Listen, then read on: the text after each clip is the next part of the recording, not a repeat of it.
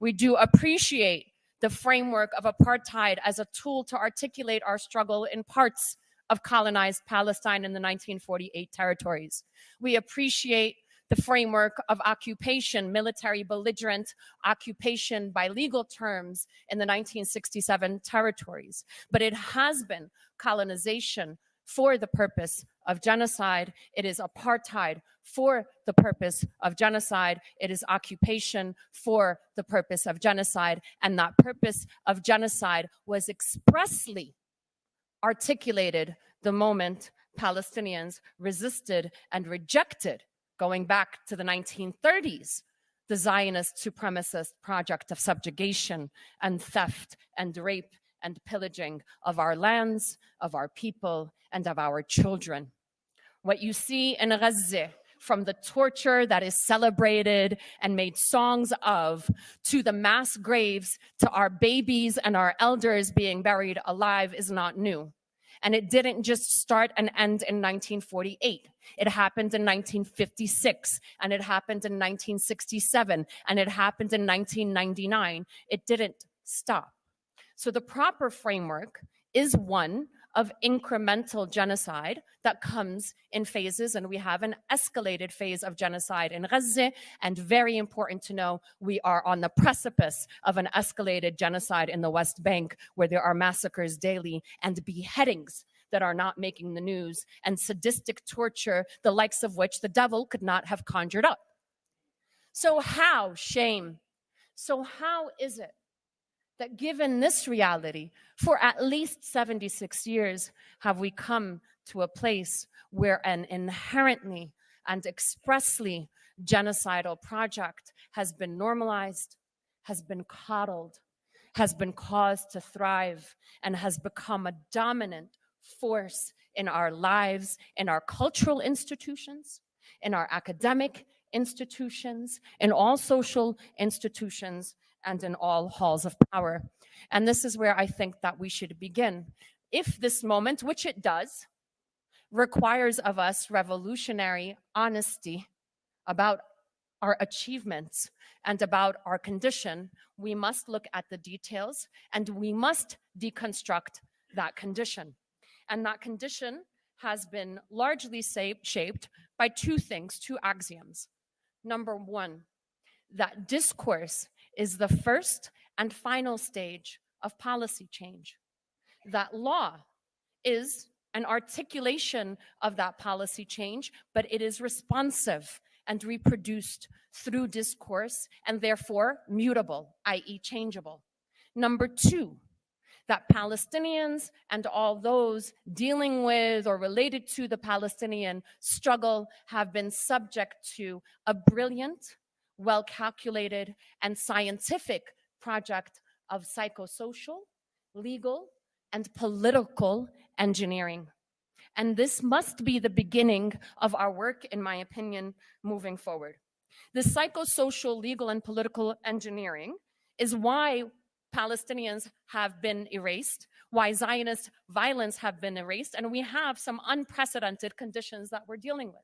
We are the only colonized people who've been literally not allowed to exist by name until now. In the US and in the West, the word Palestine was not allowed in the media, in schools, in academia, right? The Palestinians is the most that we'll get, and even then, that is punished, right? And this has been done, of course, through discourse and the media, but it's not by accident. It's through structures. And it's important that we understand these structures so we know how to struggle against them. The first was, of course, the dehumanization. This was then accelerated by criminalization. Do people here know that it is because of Palestine and the Palestinians that the world is subject to terrorism laws? That the terrorism laws were specifically developed first and foremost to criminalize and prevent the coordination and political and physical presence of Palestinians in the West and amongst each other. So the terrorism and sanctions and this criminalization. Thirdly, the incentivization and internalization and adoption of this otherization, of this criminalization, of the dehumanization, of the fear of us from each other as a result of these sinister, calculated Western projects by way of NGOs, which incentivize the good Palestinian versus the bad Palestinian. I don't know if folks here know, but on the cusp of Oslo, the US government had demanded that Palestinians open up 900 NGOs in a time span of 3 months. Brilliant. Fragment and disincentivize the struggle for liberation, introduce interlocutors who can determine the terms and language on how we can operate, right? Divert the will for liberation and return into one of state building, maybe some freedoms and some civil rights and human rights, which is why I don't consider myself, and I am not, a human rights attorney. Alongside this was the development and the limitation of the development of legal mechanisms and UN mechanisms vis-a-vis the Palestinian struggle for liberation, meaning the UN powers that be would pick arbitrary moments in time, unauthorized representatives who are partial representatives, if that at best, to come to agreements and turn, quote unquote, firm these mechanisms and laws, and therefore the paradigms from which we move, right? Arbitrary, because why UN Resolution 242, 1967 is somehow sanctified, on what basis, and not UN Resolution 181, or not the principle of self-determination, which was the founding principle of the United Nations? Why not Resolution 194, which calls for immediate return for Palestinians? We have to accept that these are arbitrary, cemented only by a coordinated discourse that comes and is reproduced by all too many of us. The impact, and treated as fait accompli, right? Because we've established, right, that discourse and law are reciprocal and therefore mutable, which means that as you change the discourse on the grassroots level, on the state level, on the civil level, you change, especially international law. That's simply how it works, right? With time and with coordination. So the result of this has been this criminalization that so many are afraid of has expanded. It's expanded to include every Palestinian in Gaza, all 1.8 million Palestinians in Gaza. This is the material and intended effect of the terrorism laws and the intended effect of the NGOs who are told, oh, well, you can't be like those bad Palestinians, right? So expanded circumference of criminalization, right? And a shrinking circumference of the Palestinian demand for justice. We went from liberation and return to maybe 2 states, to maybe this wall, to maybe these prisoners. The next very important result has been the detrimental, destructive fragmentation of the Palestinian national body. Physically, the West Bank, Gaza, the 1948 territories where Palestinians are also being killed, the refugee camps, further cemented by Oslo, which added an administrative layer to say, well, the only Palestinians that we consider have grievances and are treated unjustly are those in the West Bank and Gaza, right? Relegating the majority, the overwhelming majority of Palestinians in the refugee camps, in exile, and quote unquote, in diaspora. The ultimate result is, in part, what we've seen a little bit here today, if I may say so, but certainly what we've seen across the world vis-a-vis our movement, which is an incoherent, uncoordinated, and often self-contradictory discourse and strategy that does not reflect popular Palestinian will and does not reflect Palestinian self-determination.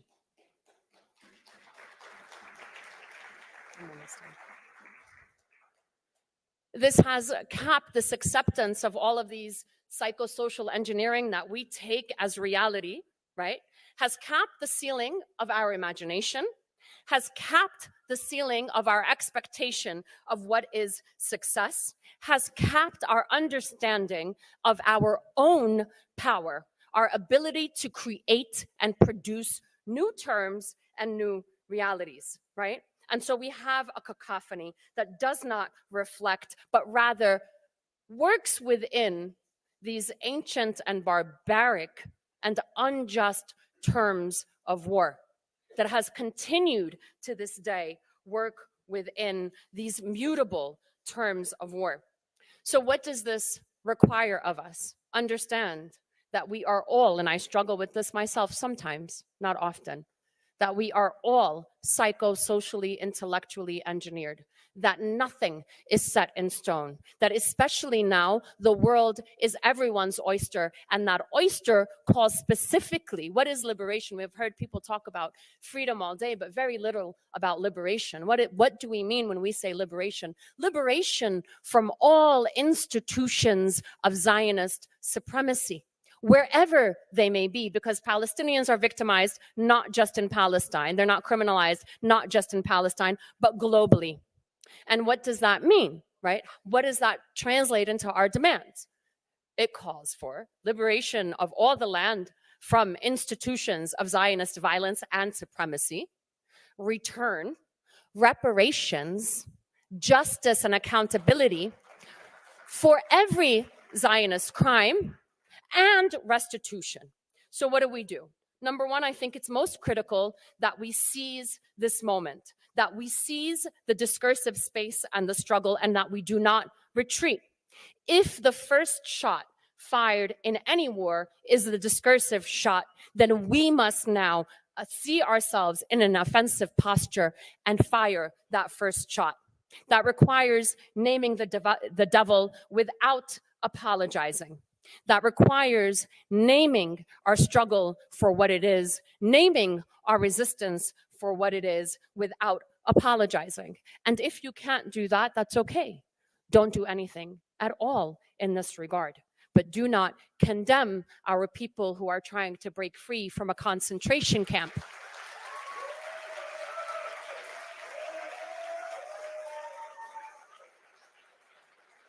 So we say again, the Palestinian resistance is on the front lines of the global struggle against the descent of, on the front lines of the global struggle against global descent into darkness and barbarism. And I urge everybody to keep this in mind, that this is the discursive framework from which we must operate. We must also speak in full sentences that are clear and consistent, that we see liberation for its totality, that we demand an end to Zionist supremacy. From the religious institutions, there is no sanctity for supremacy anywhere. There should be no religion that says you have the right to go and kill by virtue of your religion, and here are the tools to do so. We must look at all of this in a very calculated way, which means we must disincentivize Zionism, make it a liability, increase the circumference of Zionist accountability in every sector of society. In my work with governments on implementing these provisional measures, I say, yeah, you don't have to go and say that you're going to work for the liberation of Palestine and you're going to return the refugees. I say, why don't you give me this tiny regulation in your media laws pursuant to the ICJ provisional measures, actually, that call against the dehumanization of Palestinians. I just need one administrative law. Give me a fine for anybody who dehumanizes or erases Zionist violence, right? That dehumanizes Palestinians, right? Disincentivize Zionism in all of its forms, right? Increase the circumference of Zionist discomfort and Zionist accountability. And incrementalism is fine. We take what we can get. We'll take the small wins, keeping an eye on the big wins. Speaking of which, in a courtroom, for God's sakes, I've never walked into a courtroom wanting $300,000 for my client and asking for $50,000. If I want $300,000, I will ask for $1 million and I will negotiate down. Now, in the interim, if I need to accept some bargains, I'll do that. I'll do that, stating I'll accept this for now, but my ultimate goal is this, because the dicta, the language, is crucial. So as we're accepting these small incremental wins, we say, thank you, we'll take this for now, but this is what we want. Allow us to imagine for a moment, right? I don't know if you know in the US, but in the US, the resistance fighters are considered heroes. People want to marry the leadership of the resistance fighters, right? So imagine, yes, it's okay, you can clap for that. So I was elated. I was elated when the leaders of the resistance had said, you know, we demand the release of all Palestinian prisoners, including the body of Khadr Adnan. But imagine if what the resistance had said was, we demand the immediate return of every Palestinian refugee to their original homes and lands. We demand a dismantlement of all institutions of racism. We'll say it nicely. Racism in Palestine, and for now, to resolve our grievances and end of the siege and the release of the prisoners. Imagine yet if for the past 40 years, instead of negotiating the powers and weaknesses of the intended state, what state system, right? Negotiating whether we have a state, right? We were instead negotiating not about liberation and return, but mathematically negotiating the numbers of reparation, mathematically negotiating the sentence that Zionists would be serving as a condition of our peace agreement. So yes, our struggle and our movement does have conditions. You cannot have peace anywhere, not just in Palestine, right? Without resolution and addressing all Palestinian grievances. How can I live next door to the man that made my child watch and witness torture, or made me watch the torture of my child? How am I expected to live peacefully for that? It's formulaic. There's a very clear formula: justice, accountability, reparations, and return. And we should be negotiating the details of that, not the gamut of our demands, the details. I'm only not letting you clap because they're going to kick me off, but I'm going to take a minute because I think this might be a little bit important. I'm going to run through this. So we can do this. There is nothing that does not allow us to do this. And this, by we, I mean us as Palestinians, but our allies, whether they're speaking from the UN or their own halls of power. We can be strategic while being powerful, while still making gains. I do this in government offices all the time, not just in a courtroom. I say, ma'alash ya ammi, you can be a Zionist, you can hate me all day, but I have this right and you're going to give it to me. And I don't agree, but I'll take this for now. So let us start thinking in this way. I'm going to skip over well, actually, no, this is very important. I began by saying this is incremental genocide, and this is what we mean by Nakba. The Nakba framework, right? It's been talked about as a catastrophe, which is accurate, but it has a literal formula of how Nakba has been carried out. And it's many things, including this torture that you've seen, right? This isn't new, including these mass murders that you've seen. And this needs to come into the legal and the political and the discursive domain. And we ask that you do that regularly. We firmly ask that when you talk about Palestine, you say Nakba. But as we develop this legally, diplomatically, and politically, we have many frameworks which we must be leveraging. The terrorism framework must be top, right? Just as Yemen did. انتوا بتحبوا قوانين الارهاب احنا بنحب قوانين الارهاب.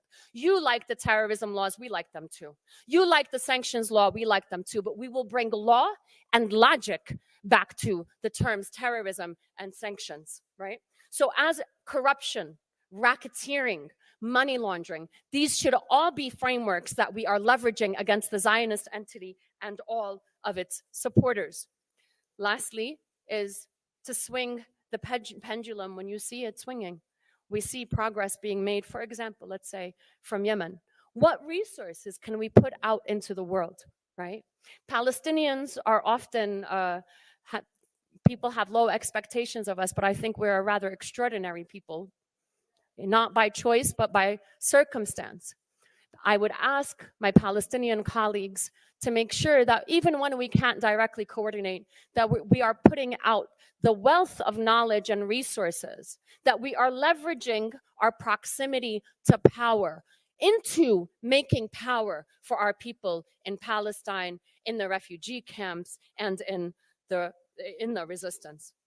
So I know that there's often pressures on governments and people in NGOs. Um, and it's hard to say, and all of us are subject to this.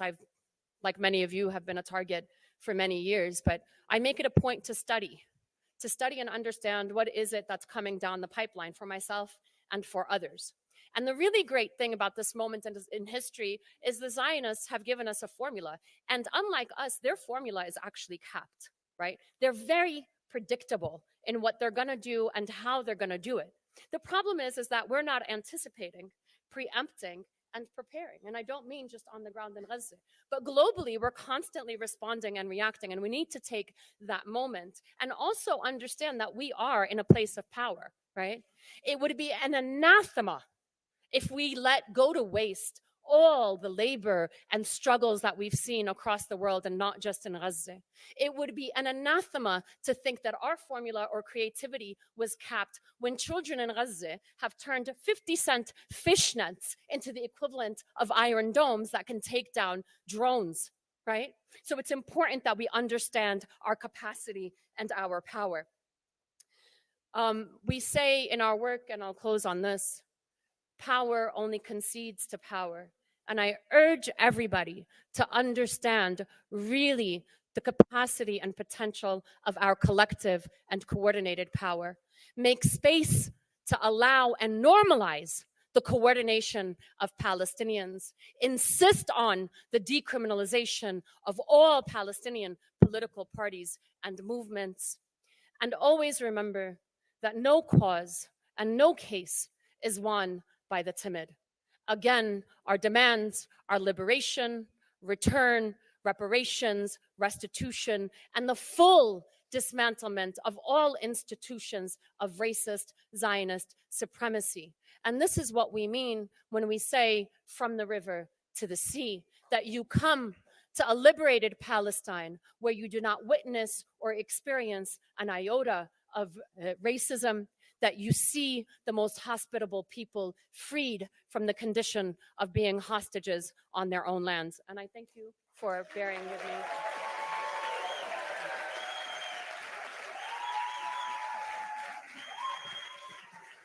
Thank you very much. Ronnie?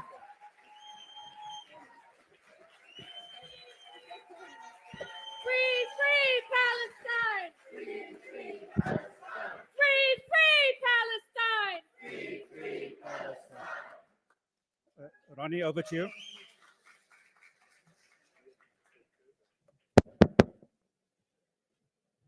Amantla! Amantla! All power to Palestine, from the river to the sea. Viva Palestine, viva! Viva Palestina!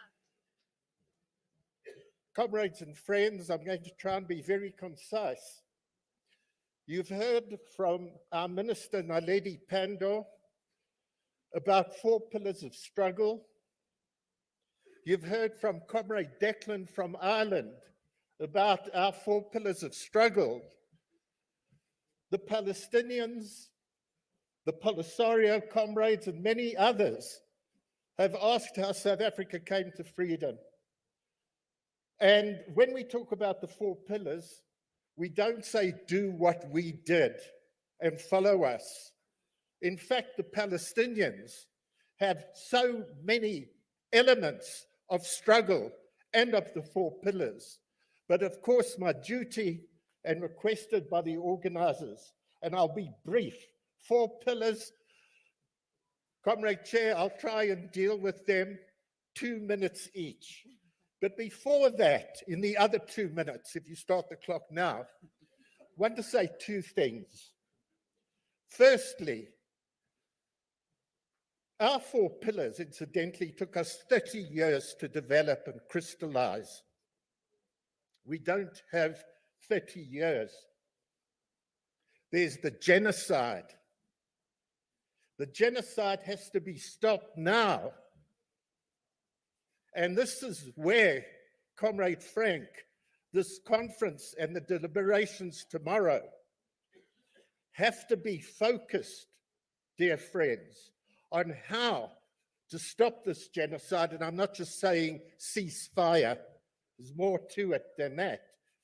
When Barbara Castle spoke with Abdul Minty, who you've been introduced to, a 22-year-old who was leading the anti-apartheid movement in Britain, and it was called initially the boycott movement. She said to him, and he'll speak tomorrow, Abdul, we've got to change the name, not just the boycott movement, but the anti-apartheid movement, because the point is, it's not just about boycott. It's to break the apartheid system. And that's what we have to do. When we talk about the river to the sea, we've got to break Zionist Israel, Comrade Mustafa. That's what we all helping you, supporting you around the world. But this question of genocide, which has taken place, and as we've heard from comrades, the sword is over the West Bank and Palestinians in the region. And we have to find ways to force Genocide Joe and all the other criminals of these former Western colonial powers to listen to the roar from the streets and from the students in occupation, which is spreading this new wonderful generation of youth, to stand up against Zionist Israel and their colonial masters and colluders from the USA to Britain, to Germany, to France and elsewhere. And that's what this conference is about. The second thing I want to say is to talk about something that's not spoken about, and we haven't actually heard it. And that's that Israel is a nuclear power with over 200 nuclear bombs. And these madmen, and it's both sides, it's not just Netanyahu, it's a lot of them, when they feel that it's come to the point where their rule is really being threatened, do you believe they're not going to use nuclear bombs? And why do you think the Arab states are so quiescent? Yes, there's a lot we can say about their collusion, but the USA and the West have allowed Israel with its 200 nuclear weapons. And where do they get support? I want to come back to South Africa. Israel assisted South Africa to create 6 nuclear bombs and more.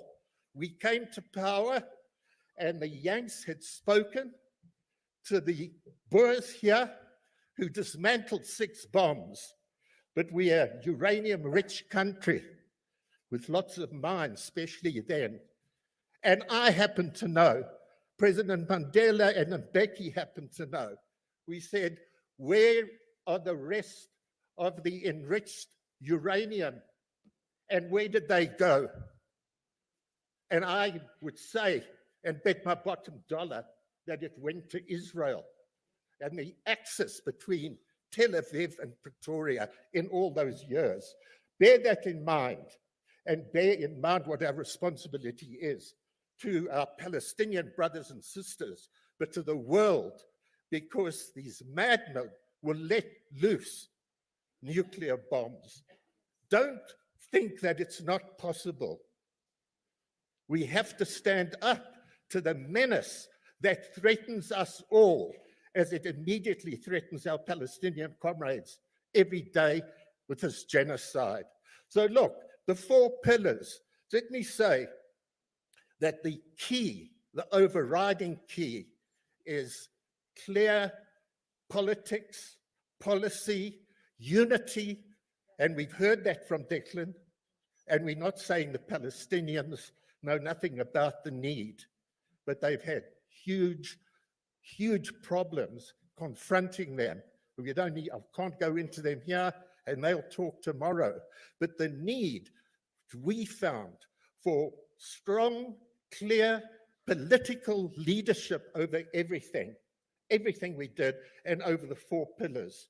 And that was developed, comrades, over time and by an ANC leadership that was mature, that was developed, that was not authoritarian, and I'm not saying this about Palestinian people, learned from the people as you give leadership to the people. This is our approach, comrades. In relation to the pillars, the minister mentioned the mass struggle of the people, people-centered. We can never make change without the mobilization of the masses. They are the key. And we see how indefatigable, how heroic, how determined the Palestinian people are. And by the way, comrades, it's not just 1948. Bear in mind, one of the greatest revolts that took place in the British Empire was in 1936 to 1939, the great popular revolt of the Palestinian people against British rule, demanding independence and standing up against the Jewish immigration which Britain was allowing. The Palestinians have this in their DNA. The question of our second aspect, the pillar of an underground, and my God, we have seen how an underground has functioned right in Gaza and in the West Bank and reached the most incredible heights, where you think of the Vietnamese people and their tunnel warfare and the surprise and the shock of 7th of October, and the way Israel and Western media and Genocide Joe and Richie Sunak and Blinken rushing to console Netanyahu and saying, we are fellow Zionists, and telling absolute lies. It's been proved that what they were claiming about beheaded babies and the mass rape of women is absolute hasbara and lies. The underground aspect of our struggle brought the message of leadership to our people in those days through leaflets and pamphlets, giving leadership and guidance to the people, to public organizations of youth, of women, of trade unions, and so on. Absolutely essential.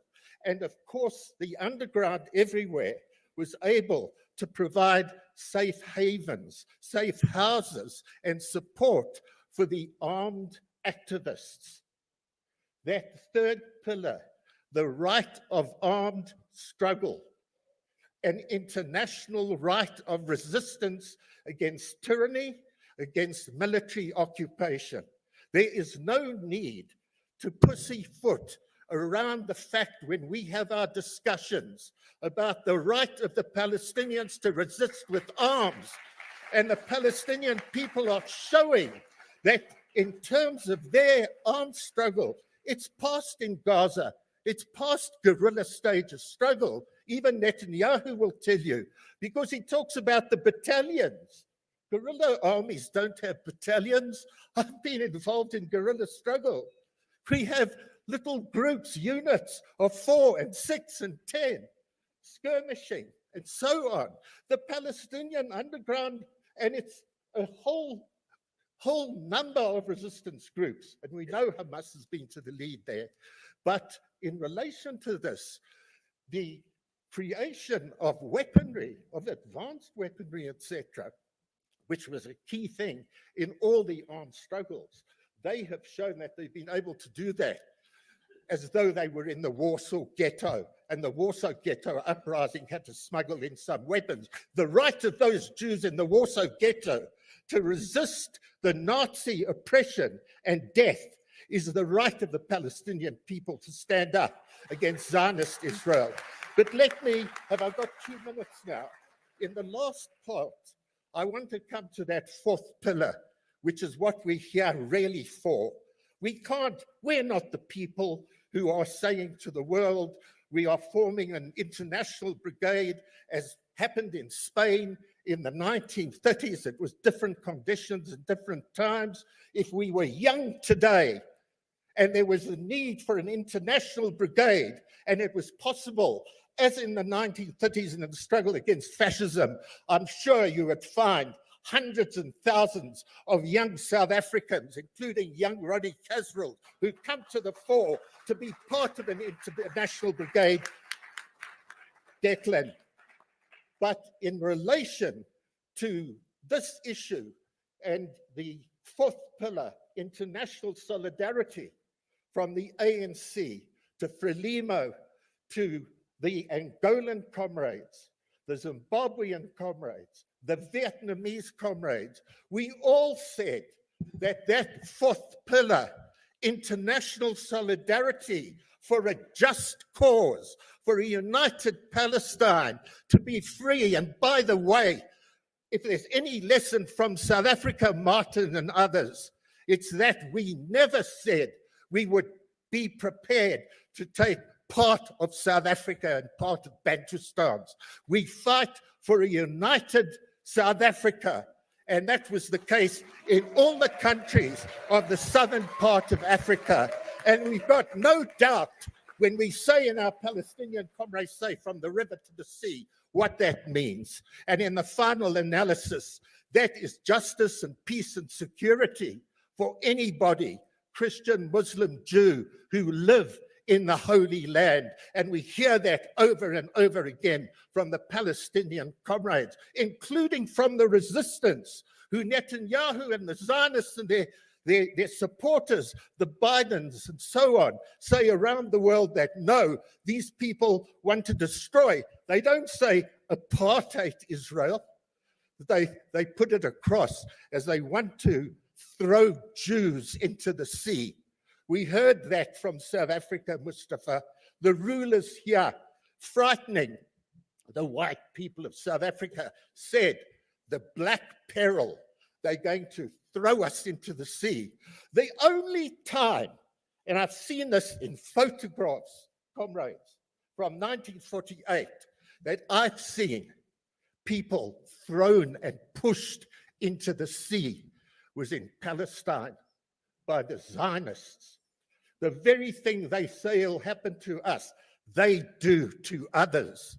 And that's what a united international movement must do in terms of, in every possible way, as was the case with the South African anti-apartheid movement, to form such pressure in the streets, in the mobilization, and we see it before our eyes today in the most unbelievable way. And what is that about in terms of boycott, divestment, sanctions against apartheid South Africa? Apartheid Israel and the BDS movement is growing and growing. And we see the students in the USA saying to their senates, to their universities and colleges, divest from Israel. It's been unheard of. It's come to an absolute crystallization of the struggle and the support that the Palestinians are getting globally. And that for us in South Africa, that fourth pillar we saw throughout that 30 years from the time that Abdul Minty and Barbara Castle had created it. We saw it grow. Horst Kleinschmidt, who worked with the churches and Canon Collin in so many ways from abroad. The pressure that applied not only to apartheid and the whites here, who were isolated and condemned. At first, they hated the anti-apartheid movement. In the end, they were so frightened and they got to a point of feeling, we've got to come to terms with the situation. But the pressure, you can see the pressure on Biden that's taking place. And that's the way, dear comrades of Palestine, in this vital hour that you face, this is all we can do. We stand by you, we support you, you see it everywhere in the world. And through this conference, Comrade Frank, tomorrow, in our discussions, in the workshops, let us apply our minds to enrich what we can do as South Africans. And many countries and people in the world look to us for that kind of guidance. That's why, as I end, Comrade Chair, thank you for the time, Why, Comrade Frank, did we decide? We took a decision, you took a decision with your committee that do we wait for Palestinians? And of course you cooperated and interacted as you told us. And we were saying, yes, the Palestinians want to see this taking place this weekend, but really, as South Africans who gained so much from an international anti-apartheid movement that assisted us, how could we go on watching, making speeches and statements and feeling, knowing how a global anti-apartheid movement had assisted us, that we felt so ashamed. We felt that we had to take bold steps, and it's a bold step to be sure. And let's see that this radiates from the workshops of tomorrow and the declaration and the resolutions of conference. Viva Palestina, viva! Thank you.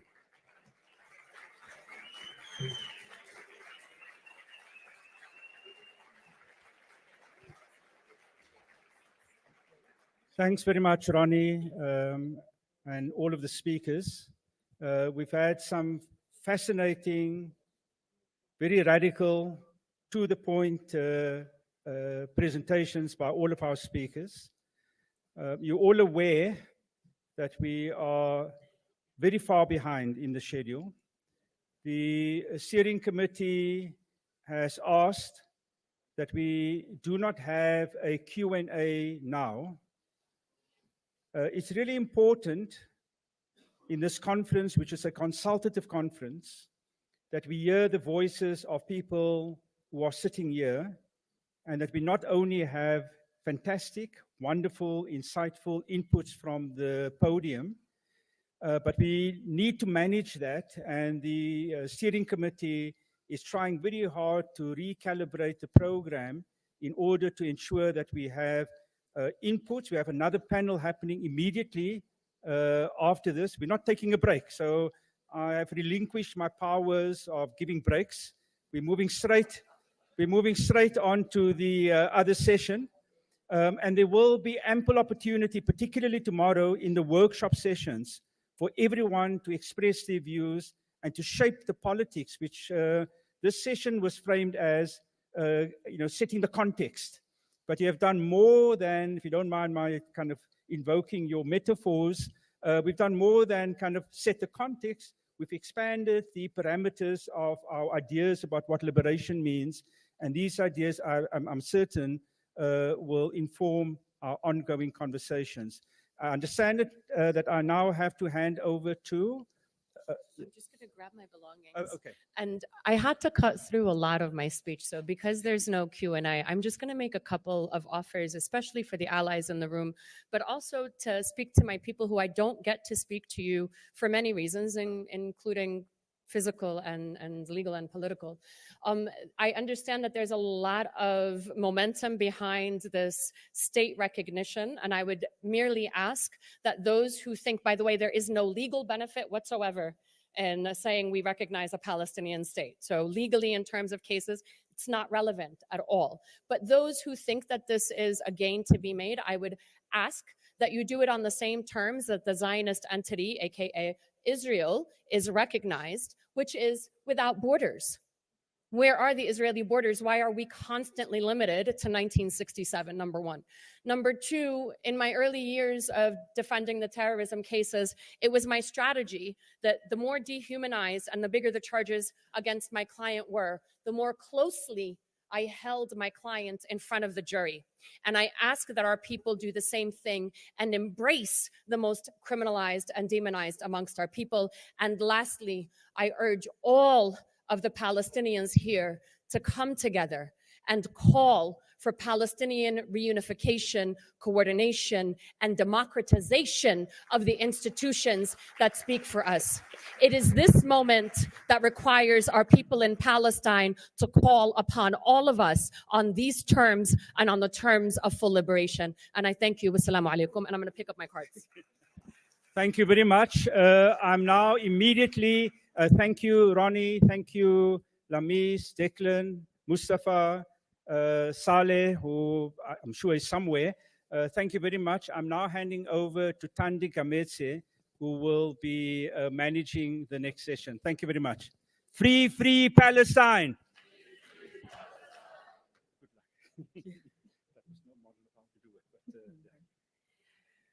Greetings, everyone. Greetings, friends and comrades. And for the sake of time, I will follow in Noor's footsteps and say all protocols observed with deep respect. My name is Thandi Gametse, as has been introduced. And in a way, to transition to the next panel, I'm going to begin with a poem. And after that, I will introduce the panel and invite the panelists to come up. This poem I actually wrote in response to our own South African context. I'm based in Cape Town, to the Cape Town context of contemporary forced removals that continue to happen.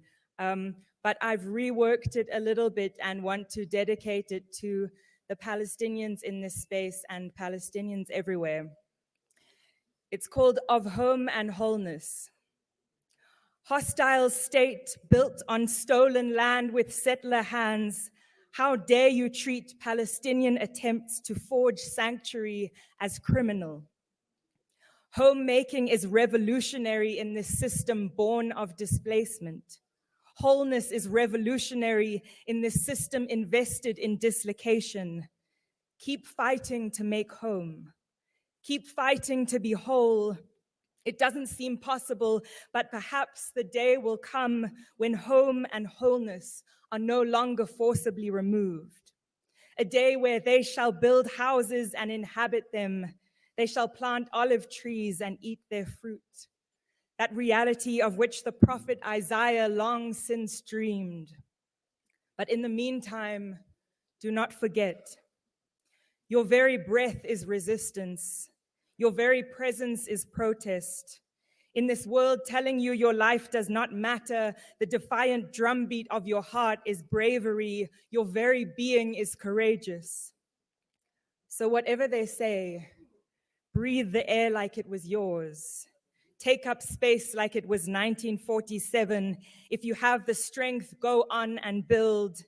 And if, when they have done their worst, you still have strength, if you still have breath, build again.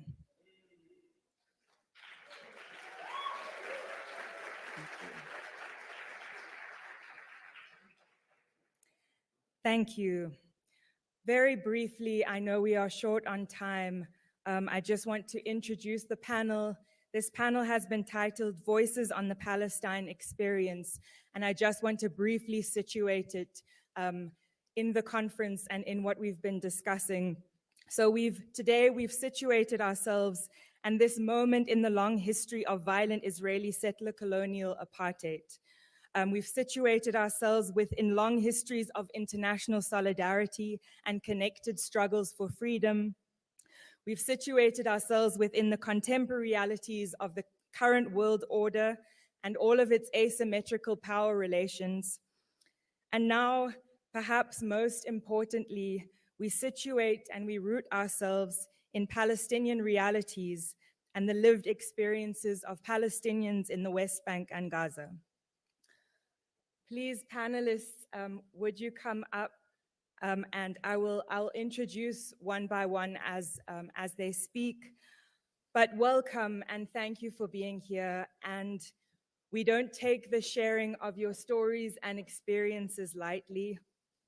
We hold space for them, we receive them with deep gratitude, and we carry them as fuel for our continued work on all fronts towards a liberated Palestine. And our first guest, I think, will be joining us online, and I welcome Shireen Hilal. She is based in the West Bank, and she's the director of Bethlehem Bible College's Community and Outreach.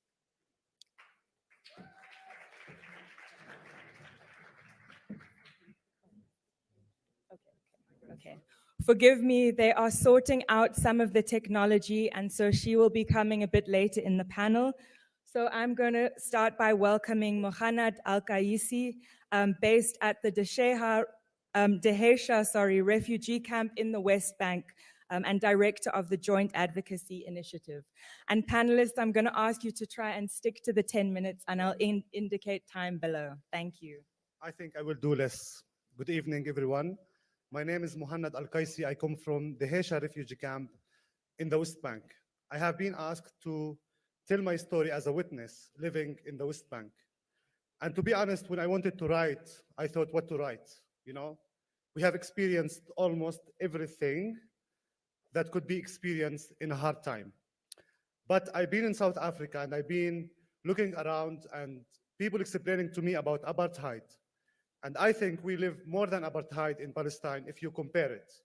And I'm not really comparing here the sufferings of the people as much as I'm trying to explain and to share what's Palestinian really experiencing. I was born in a refugee camp. And the first thing I saw when I was born in '88 is a fence outside my home. The camp where I used to live, or where I still live, until 1994, it was surrounded by a fence and rolling gate. So whenever we want to go outside of our homes or the camp, we have coordination. We need to coordinate. In the camp where I live, there's 15,000 people living in 1 kilometer square. So imagine how many people wanted to go outside the camp for medical reasons, or if they have schools or university. But we managed to take off the fence in 1994 by agreement, Oslo agreement. And we have been, just wishing for the good for the Palestinian people. So my family comes from a village called Beit Jibrin.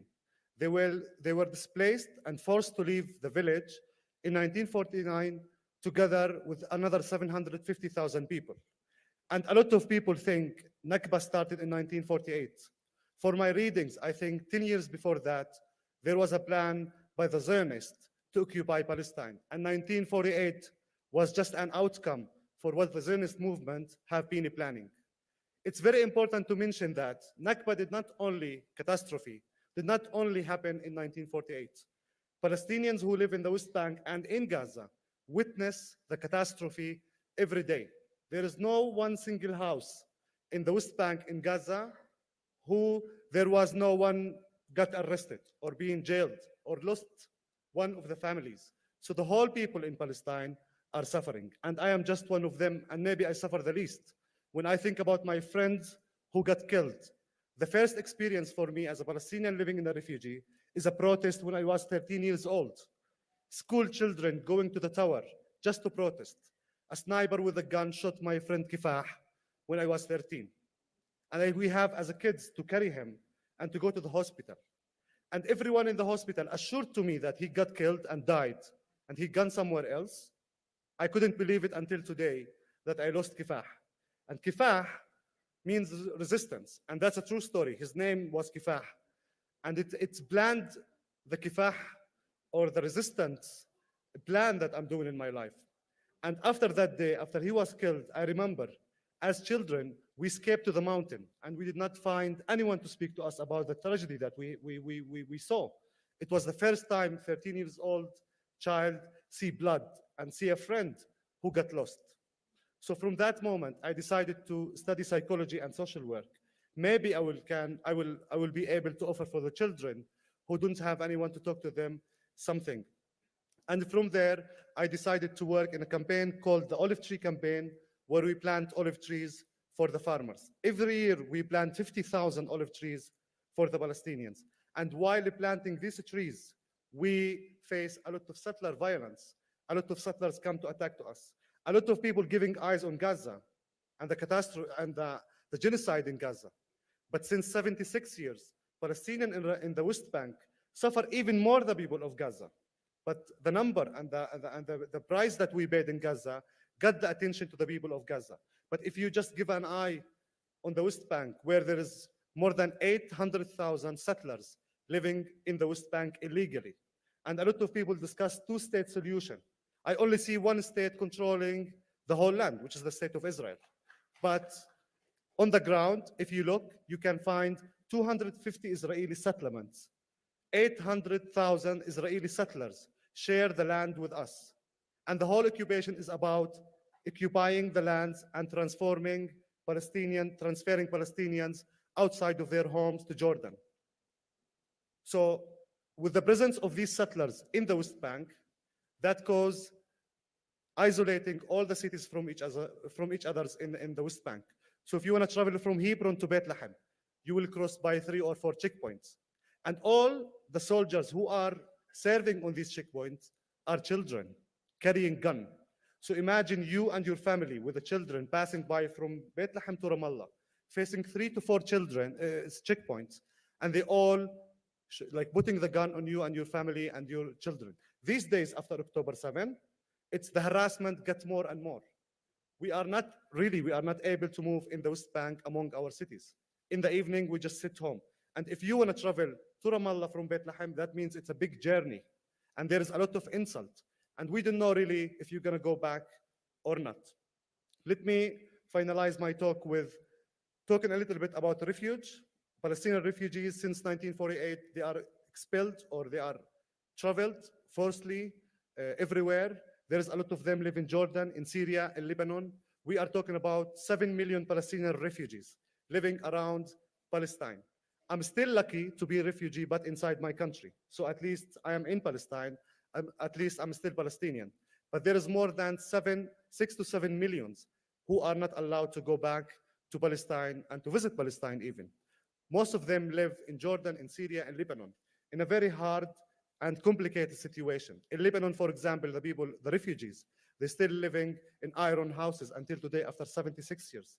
In Jordan, they don't even have like proper citizenship where they can travel outside Jordan or come back. In the camp where I live, and this will be the last thing that I share with you, since October 7, and even before October 7, the Israeli army invade the city of Bethlehem and invade my camp and raid the camp during the night. And that's, I want to just show you the discrimination and the apartheid and the insult and the aggression that Palestinians live. I want to explain to you one night in the camp how we live. So you go to bed at 12 and you think you're going to have a good night's sleep. 1:30, you hear noise. 1:35, you wake up, and then you discover there is around 200 Israeli soldiers coming to the camp, raiding the camp. And I'm saying 200, not only because they want to arrest a Palestinian who needs 200 soldiers, but they want to just give collective punishment for all the Palestinians at the first place. And the second thing, they want to train the Israeli soldiers how to be, like armed in the camps and also to send them to Gaza. So what they do, they come with a lot of soldiers, they spread snipers everywhere in the camp, and then they invade the camp walking inside the houses. They don't knock the houses, they just explode the doors. They get inside, bring everyone outside of the house, then they throw them. And then they get to the person who's wanted. And then they arrest the whole family with him, and then they put them in the military jeep. And after that, we don't know where these people being taken. I'm talking about 6,000 Palestinians got arrested since October 7 until now. And the total number of Palestinian prisoners, they are 11,500 Palestinians who are now serving in the Israeli jail. In the camp where I live, when the snipers get into the top houses, they start shoot anyone. And sometimes they come at 7 a.m. when the children are going to the school.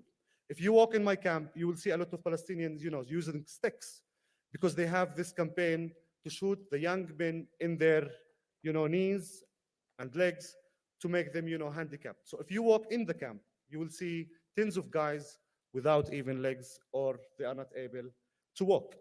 When people now get outside of the jail, and I think one of my friends will speak about the Palestinian prisoners, but now people are losing more than 30 and 40 kilos from their weight because they don't have food. They are being tortured inside the Israeli jail, and they are being isolated without any kind of communication. So being Palestinian, the experience by itself, as a child, as a woman, as a man, as a teacher, as a doctor, I'm pretty sure you can see on the social media what's the Palestinian going through. But standing here in South Africa and get the support from you and from the friends in South Africa means a lot to the Palestinians. I have been asked to stand here as a victim or a witness. And I had never felt until today, after experiencing all this, I'm a victim. I still feel I'm a freedom fighter. And there is a lot of people giving me hope. With, with all what we are going through, and it's very hard, and I think a lot of us need, doctors to work with them psychologically, not only physically, because we are witnessing a lot, but still we did not lose hope. And we did not lose hope of our friends who can stand with us and support us. Seeing the whole world standing with Palestinians, the students in America and in Europe, this gives us hope to continue. And to continue not only for Palestinians themselves. The Palestinian cause is a global cause. If it was solved, and if we got our victory and liberation, a lot of many other countries will get liberated by our liberation. Thank you so much.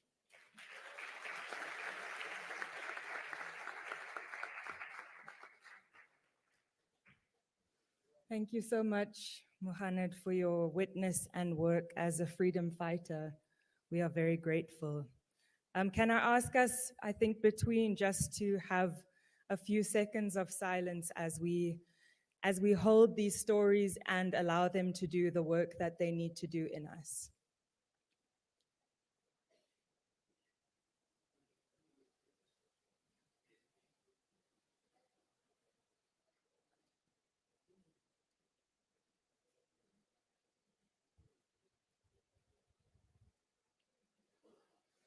Thank you.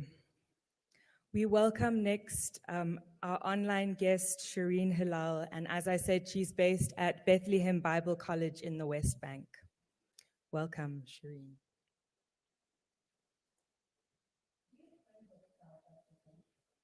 Dear friends of Global Anti-Apartheid Conference on Palestine, I greet you in the name of Jesus. I greet you from Bethlehem.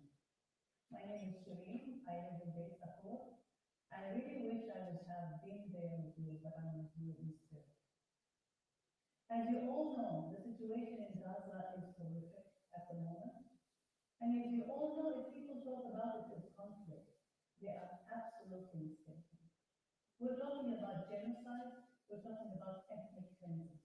We're talking about the concentration camp, literally concentration camp within the city of Gaza.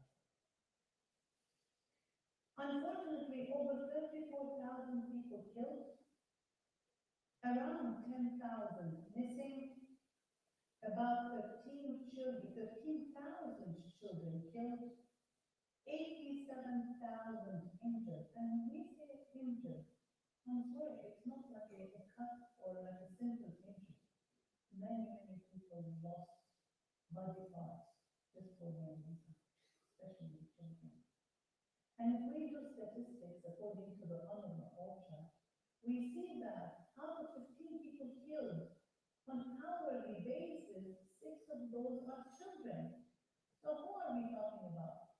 Let's have these numbers sink in. We continue to hear about these numbers. Who are these people who are killed? We're talking about children, we're talking about loved ones, we're talking about people who are so close to the heart. And today I'm here with you to share about my story, my family's story. My mom comes from Gaza. She comes from a very well-known family in Gaza called the Palestine family. When the war started, and this is very, I would say, ironic, people think that war started in October 7th. But reality is that war started a long time ago. It has been like this for over 75 years. So when this started in October 7th,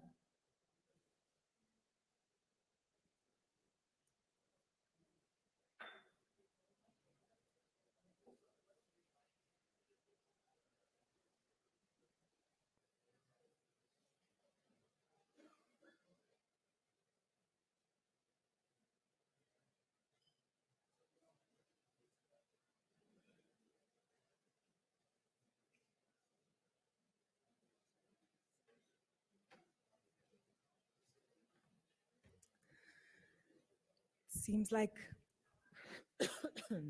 excuse me, it seems like we've unfortunately lost Shireen. We will hopefully sort out the technology and get her back. But let's just carry on in order to try and save as much time as we have. Sorry about that. But I will now introduce our next panelist, Ashraf Nasrallah, who... Especially the Christians that I know faith, who actually were so frightened to stay in their homes, they actually seek refuge into the churches of Gaza. I mean, this is a normal thing. If you want to hide from something,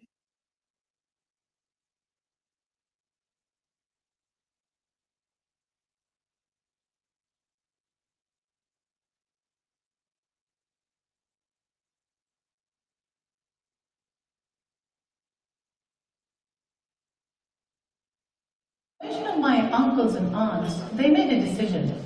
They said, why should we stay in one place? Let's divide. So if something happens, at least we have this family to continue to live, not the whole family will actually vanish. Well, guess what? One of my aunts I lost on October 19th with the rest of about 20 members at the church, the Greek Orthodox Church. And later on, after a month, I lost my uncle in the Latin Church because he did not have access to medical assistance. What happened? He had an appendix, it exploded. There were no hospitals, no ambulances to take him. It was very, very, very dangerous. Snipers all over the streets. And he died at the Latin Church. My other aunt who died at the Greek Orthodox Church had my second aunt, was younger, a few years younger, was sitting next to her, and she actually got severely hit in her.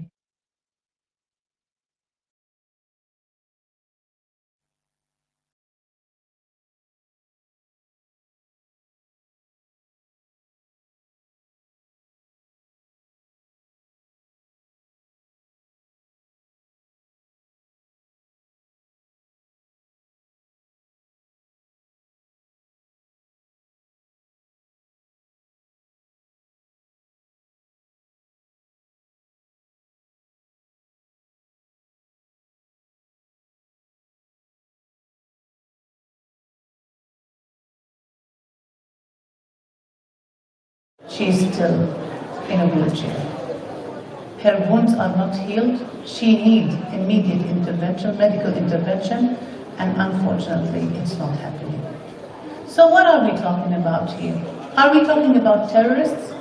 Are we talking about people who are actually troublemakers? No. We're talking about family members. We're talking about loved ones who we do care about. We're talking about doctors. We're talking about engineers. We're talking about normal people who want peace and who want to live a good life. This is what we're talking about. And yet, Israel is sending missiles, and even people are also signing their autographs on some of the missiles to bless the state of Israel. Can you imagine the hypocrisy behind that?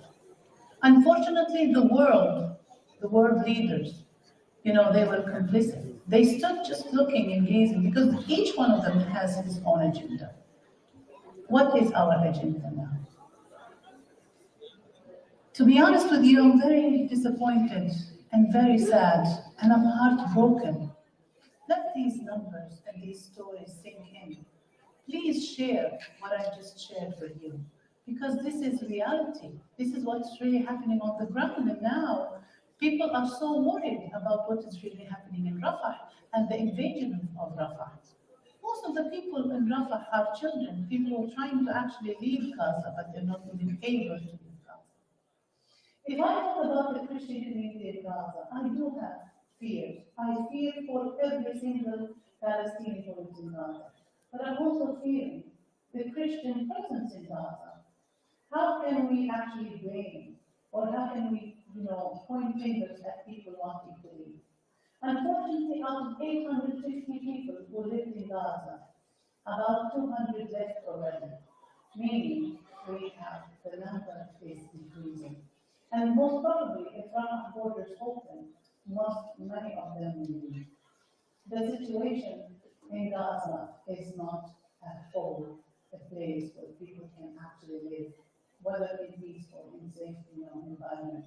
It is a place of war that nobody can predict or can know what happens the next day. But you know what? Despite all of that, I want to share with you how grateful we are for South Africa. Because South Africa stood from the very beginning with what's happening in Gaza. They stood against injustices.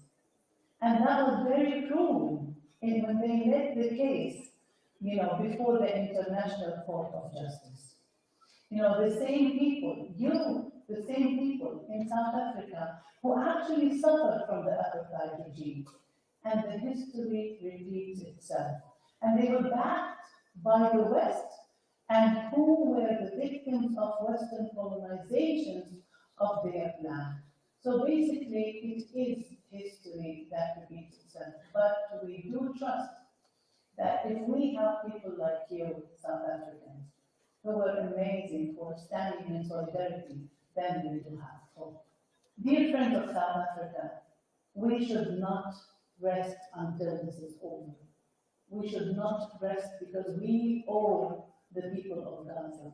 We owe the children of Gaza. We owe the heroic Gazans. We need to stand in solidarity. We need to continue to demonstrate our love, our rejection against injustices. That is not only happening in Gaza, but all over the world. We cannot stop protesting. We need to continue. Thank you on behalf of every Palestinian. Thank you on behalf of every Gazan. Thank you on behalf of every Palestinian who lives in the land and out of the land. Thank you for standing side by Palestinians. And let me tell you, you're no longer called South Africans. You're called Israeli Palestinians.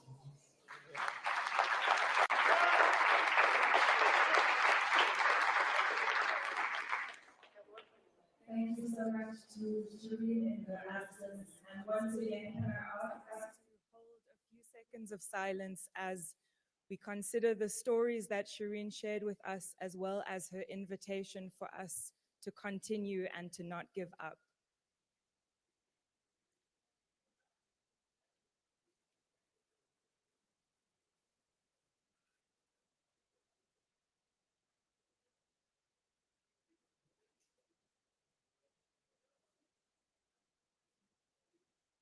Thank you. I now invite our next panelist, Ashraf Nasrallah, and he was in Gaza until recently. He managed to get out, and he has been a high court judge in Gaza. Thank you so much for being here.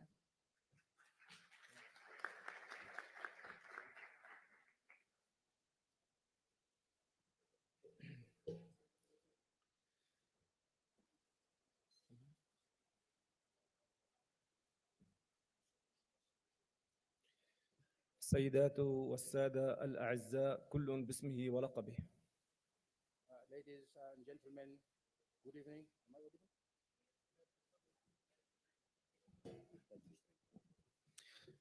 السيدات والسادة الأعزاء كل باسمه ولقبه. أصدقاء الشعب الفلسطيني، السلام عليكم ورحمة الله وبركاته. Ladies and gentlemen, friends of the Palestinian people, greetings. أنا أعيش في مدينة غزة وأعمل قاضي في المحكمة العليا بغزة. I'm living in Gaza and I'm working in the High Court of Gaza. خرجت من غزة أثناء الحرب بعد أن نجوت من القصف بأعجوبة. I left Gaza during the war and I hardly skipped death when I went out. عشت مع عائلتي في الحرب أيام صعبة جدا جدا، كنا نرى الموت في كل لحظة. I and my family, we went through a very hard time during the war. كان أطفالي لا يعرفون النوم، وكل أطفال غزة أيضا كانوا لا يعرفون النوم. I would like to tell you that the people of Gaza and the children of Gaza hardly sleep. كانت الصواريخ تنزل على الناس بالعشرات من الطائرات الإسرائيلية في منتصف الليل. Tens and tens of Israeli planes drop bombs throughout the night. لقد دمرت طائرات الاحتلال الإسرائيلي كامل الحي الذي أسكن فيه في ليلة واحدة وشردت مئات العائلات.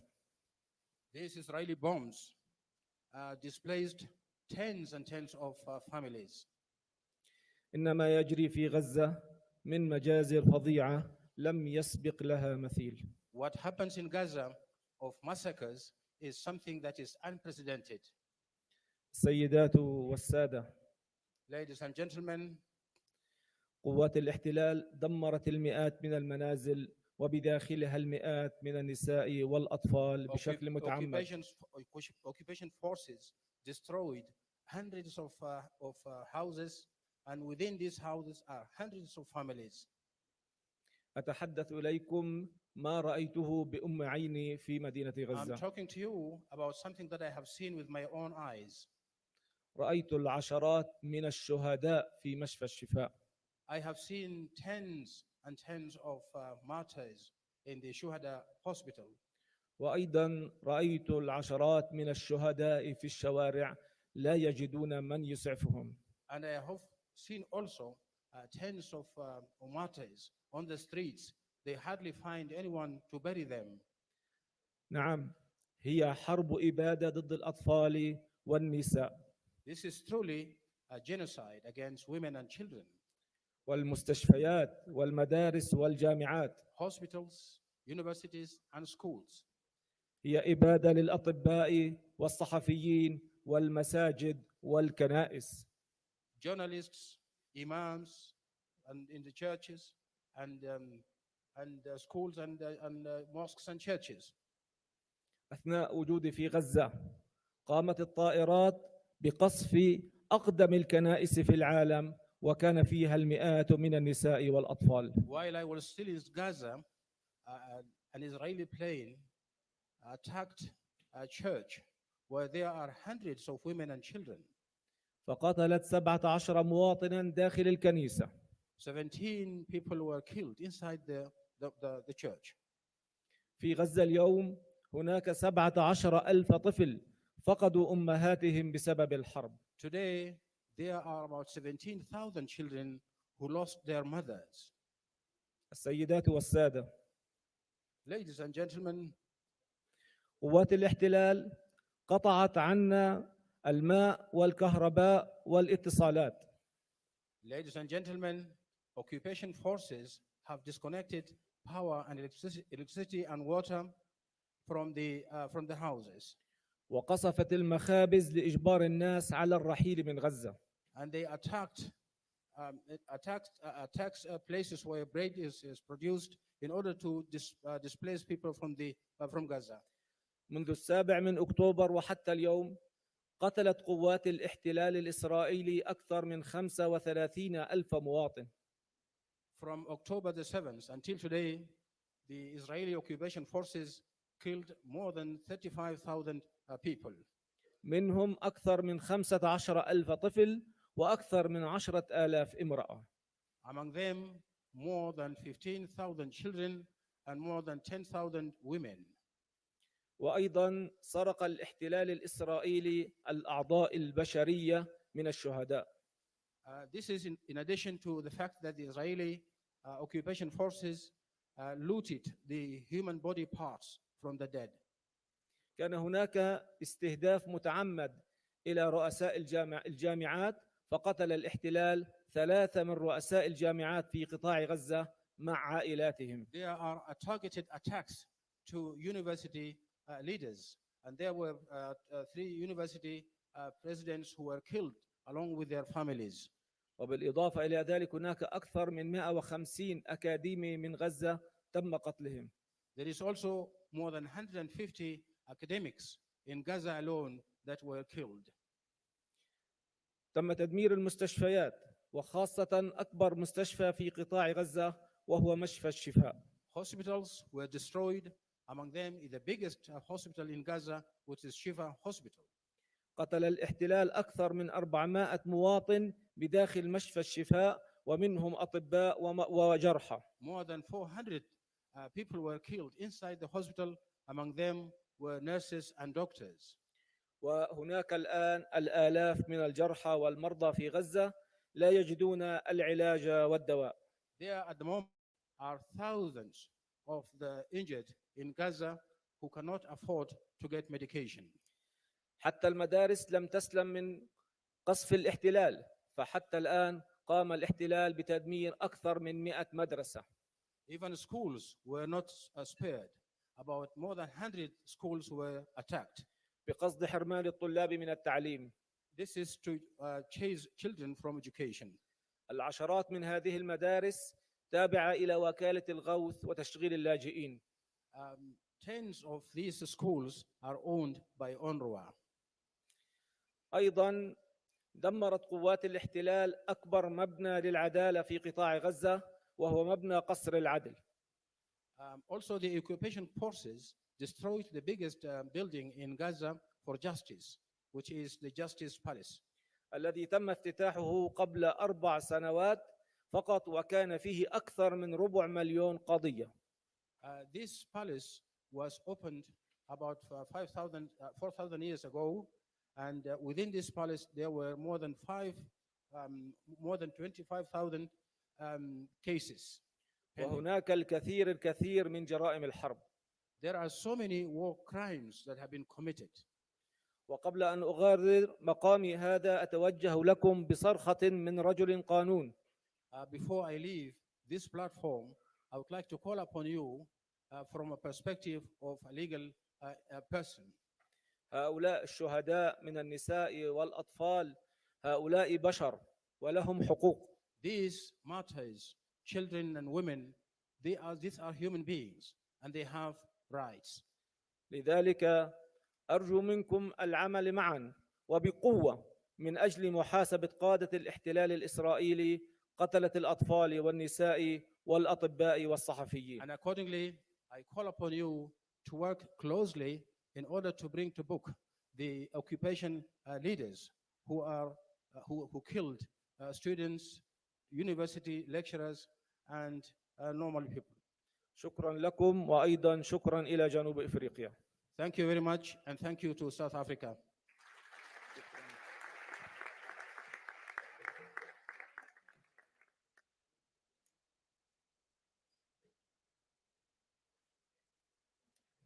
Thank you so much, Ashraf, for sharing your stories. And once again, let's have a few seconds of silence as we hold those stories in our hearts.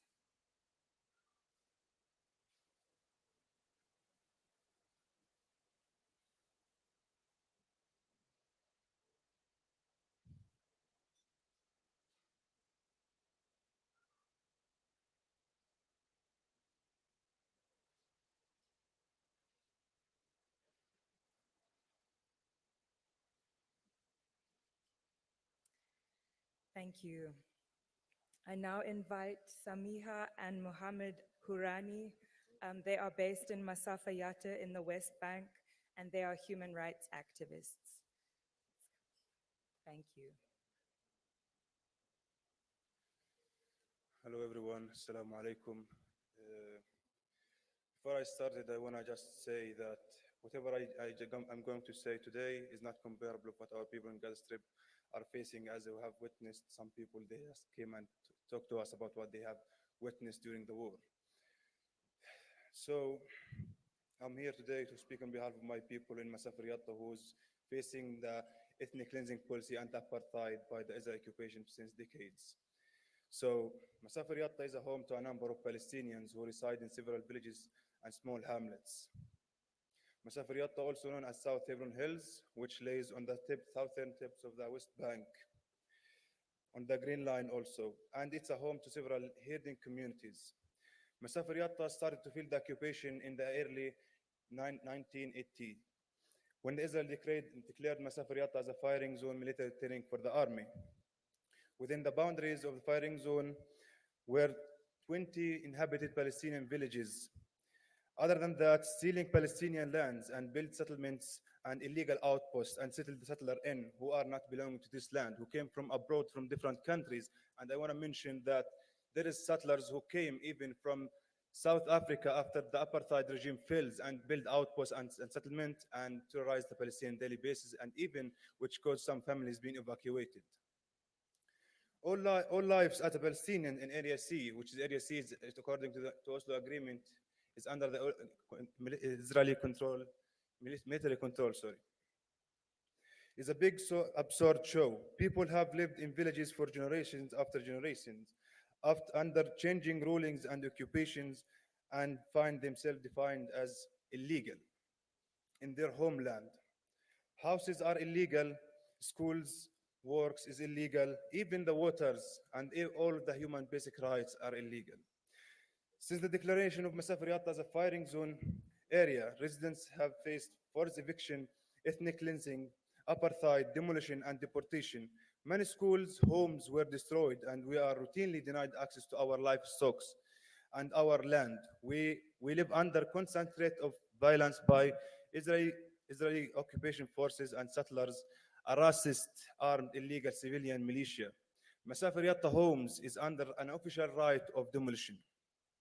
In 1999, the Israeli military expelled 13 villages from Masafir Yatta on the ground that they were illegally living in a firing zone. In response, the family petitioned the Israel Supreme Court. And it was the beginning of 20 years of legal battle. It was in 2000. And when I'm talking to go to the court, we are going to Israeli court and military court. We as a Palestinians, we go to military court other than the settlers who's living far away from us, 300 meters, he's going to a civilian law. And this is, a part of the apartheid that we are living in. And when you go to the court, you're going to face a judge who is a settler living in one of the outposts and settlement in the West Bank, who's trying also to rise the Palestinians and evacuate them from their homes. Following the petition, the court issued an interim injunction allowing the villagers to return to their homes, but banned them from any new constructions, including homes or essential infrastructure like power, water nets. In the meantime, the military continued to use the land as a firing zone, conducting live trainings, exercise, using everything from tanks, helicopters, bombs, rockets, and live between the villagers. Imagine that you are living in a community, which is the trainings are just between of you, and sometimes the dump waste of the military, like it became more dangerous. The people that once a child come back to his mom when he finished the school were carrying a bomb, and he even don't know the bomb. The firing zone designation is a part of larger policy of trying to keep the Palestinian out of the land. The firing zones are used as an excuse to expel the Palestinian, nothing more and nothing less, as we know.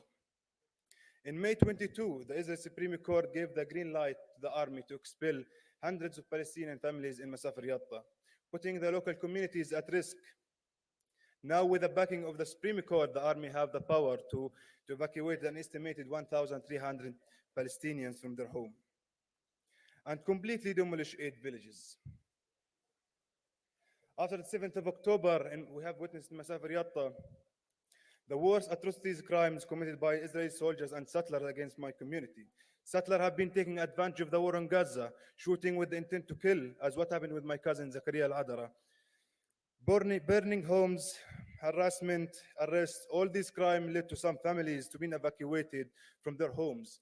Even that 3 days ago, we have witnessed the demolition of 2 houses in Masafir Yatta. Young Israeli settlers who might decide whether your children will go to school tomorrow, or if you can graze your sheep, your flock of sheep in your land, private land, where you were born and your ancestors were born. Now I'm urging you to lend your voice to this cause, to stand up for justice, to join us in the fight for the freedom and dignity for all Palestinians. Together we can shed the light on the darkness of our suffering and pave the way for a future where human rights are not just a privilege for the few, but a fundamental right for all. And hand in hand to a free Palestine. And thank you all. And now I'll give the chance for my sister to speak also. Thank you, and hi everyone in the room, and hi world, and hi International Organization for the Rights of Women. high international right, organization right for children, and high humanity. How many souls should we pay more to pay attention for what's going on in Gaza? How many blood we should pay to stop the genocide that's happening in our children and our women and our people in Gaza? Can we please have an answer for this question? Because every day we wake up and these huge thousands of number of our children and women get imprisoned and get killed and they get deleted. There is a whole families get deleted. I'm Samiha, I'm coming from Masafiyata. I cannot compare whatever is happening all around the world is what's going on in Gaza. But still, there is another important thing we also need to highlight on and put it on the table and see the crimes of the settler that's happening all over Palestine. As a Palestinian who born and grow up under this high condition of violence and this violated violated of our human rights as a human being. I grew up in a village in Twani, Musafir where it's located in the south area of the West Bank. Whereas seriously, there is no human being, there is no basic human service that you can stay or live in. We are speaking about families living in caves and tents in 2024. There is children. I know all of us in the room almost have a children, and there is mother and dad who are with us in this room, and they have children go every day for their school, every morning and every afternoon go back safely and peace and dignity. There is a Palestinian children in Masafriyata, they have to cross through the settlements, which is full of extremist settlers, every morning and every afternoon. They wake up in the morning and they don't know if they're gonna back safely for their mom or not. They get attacked badly couples of times. They get hurt. What's their fault, these children? What's their fault to live under this high condition of, they're just looking for their simple right, which is go to their school, as all over children in the world. What's the fault of the Palestinian mother who have to live in fear 24 hours, plus 24 hours, worried about their minds, of their children, of their house, which is just a cave? I'm speaking about caves and tents. Can you imagine anyone of this room can live in caves and tents without water, electricity, or roads, or any service? There is a huge families and a huge number of people in Masafir Yatta are using to live this lifestyle because of the oppression of the Israeli occupation that is put on the shoulder of the Palestinian people. Because of the extremist settlers who are expanding every day their settlements on the Palestinian land. Israel have no borders? Yes, Israel have no borders in our land. It means that they're going to steal more and more land. Our land is in their hand, our homes is in their hand, all our rights is on their hand, our right of education, our right of health, our right of being in a normal house and a peace bedroom. Your house being a place where the Israeli soldier get trained in. They bring a new soldier and they train them in your house, in your family, in your children, and in your humanity. We are trying our best to let our voice reach all the humanity ears around the world. We are still ongoing in that. But what's going in Gaza and the silence that the world is in, it's so scary. We really hope that the humanity don't die in the hearts of all over the world. So we are still here, we are still speaking, and I am glad that I'm in between all of you here today and you can hear my voice. And I know all over you, all of us in this room, you will go back safety home, but our journey back home, we don't know how it will be or how it will look. Even so, we are here because we still have a hope that there is a humanity ear can hear us. Masafir Yatta is all over the area in the West Bank and all over the area as all in Palestine. What's happening in Palestine should be stopped. So please open an eye in what's going on in Palestine. And whoever still see that in their humanity eyes and hear it by your humanity ears, we all thank you all for your solidarity. Thank you, South Africa, and keep going. And thank you so much for having us today here to give us the chance to let our voices go out of Palestine and reach as much people as we can. And thank you so much.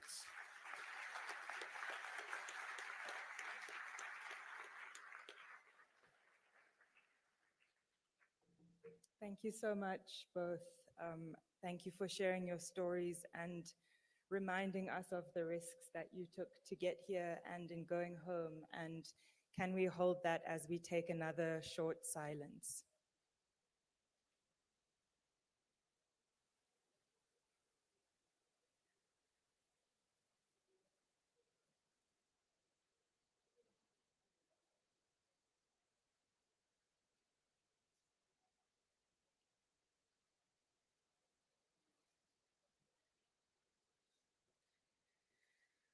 Finally, we have one more panel member, and I'm going to invite Faras Al-Kawasme.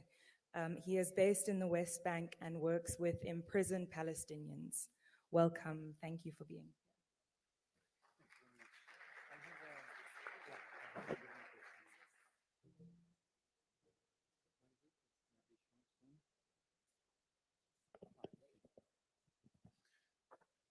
Hi and good evening, everyone. My name is Firas Al-Kawasmi. I'm from West Bank, Hebron. Indeed, since more than 5 years, I have been working on a research project with other colleagues in order to understand the colonial project in the West Bank. And within this project, we have listened to many people who have been, Palestinian people who have been subjected to different forms of violations, Israel violation, whether we talk about the physical or psychological violations.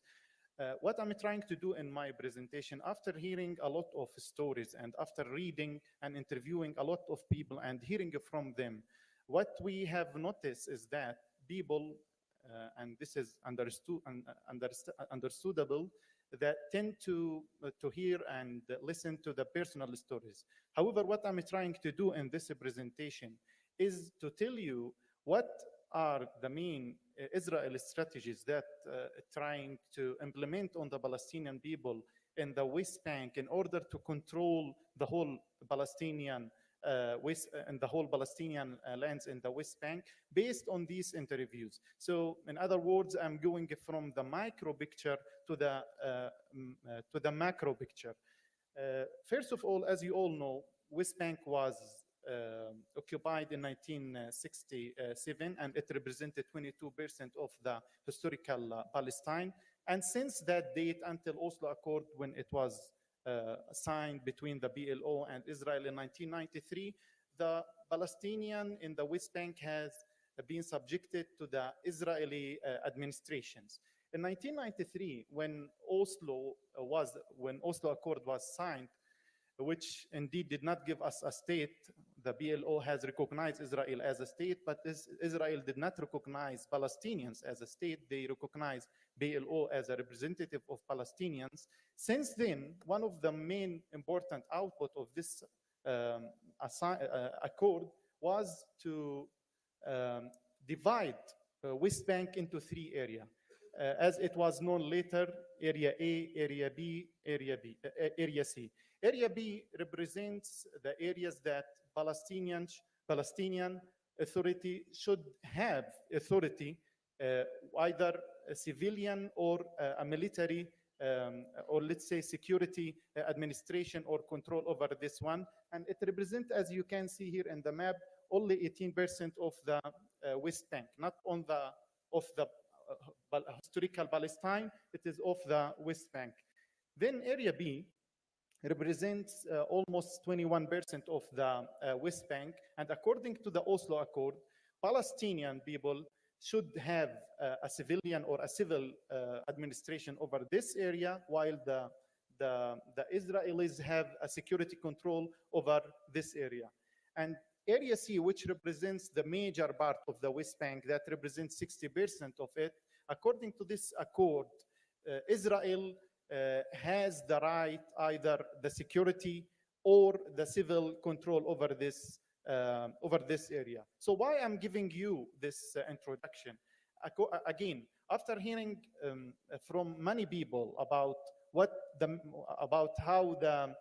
violations, about the Israel violations against the Palestinian people, we have reached in our research that there are 3 main strategies, or there are 3 grand Israeli colonial projects or strategies that Israel is trying to implement on the Palestinian people in the West Bank.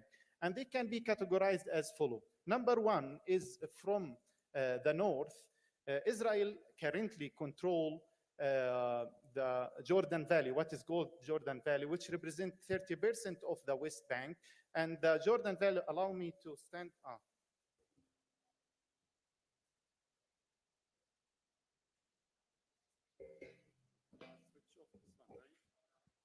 Yes, allow me to stand here just to see the map. So in this area, which is the Jordan Valley, it represents 30% of the West Bank. And according to the Israeli government, this area represents a militant strategic importance because they think that it prevents, first of all, a united Palestinian state, and also it allows them to exploit the natural resources, and also it allows them to protect, as they claim, Israel, the occupied lands in 1948, from any attack from the east. The second strategy was from the west, which is to control or to annex 15% or 13% of the West Bank by building the apartheid wall, as you can see, from the west of the West Bank. And this strategy, indeed, what Israel has done is that it has annexed 45% of the Israeli settlements. They are already annexed now. And 85% of the total Israeli settlers who are living in the West Bank now are already living in this 45% of the Israeli settlements. So again, what does that mean? The conclusion is that 85% of the Israeli settlers are already living now behind the apartheid wall or behind also the green line. The third grand strategy was called the Greater Jerusalem Project, which aimed basically to annex 5% of the whole West Bank. And also it aimed to separate the north from the south, and also to secure a road from a coast. What do I mean by coast here? At the occupied land, Tel Aviv and Java, from that areas to the Jordan Valley. And most importantly, the wall that has been built on Jerusalem has already expelled 150 Palestinian and has also annexed 160,000 Israeli only in Jerusalem area. And lastly is to protect Jerusalem from any possible attack. Again, this is according to the Israeli claims from the east. These are some of the main violations that people the Palestinian people in West Bank used to face. Number one is regarding the Israeli building, the continuous building. Only from the first quarter of 2024, more than 5,000 units has been built only in this 3-4 months. And there are more than 100 settlers assaults against the Palestinian people. Nearly 3,000 trees has been either destroyed or fired by the Israeli settlers. And lastly, I would like here to draw your attention regarding the Palestinian prisoners. Only after the 7th of October, nearly 9,000 Palestinian prisoners has been detained by Israel. And as you have maybe seen on the TV, on the social media, those Palestinians who have been arrested only after the 7th of, for sure, there are 4,000 Palestinian people who used to stay in the Israeli jails before the 7th of October. But now, only from West Bank, there is additional 9,000 Palestinian in the Israeli jail. And they are indeed suffering from getting their basic rights. For example, even the water, they lack their right of drinking a clean water. They lack for their right to eat sufficient food. And we have seen a lot of pictures which compares Palestinians prisoners that just a picture before their detention and a picture after detention, and the difference is really big. One of them, my own brother, was detained after the 7th of October, and he lost 30 kilo. If I show you his picture, you would really be shocked how he became after after his release just a few days ago. So this is what I wanted to share with you. Hopefully you get some benefit. Thank you very much.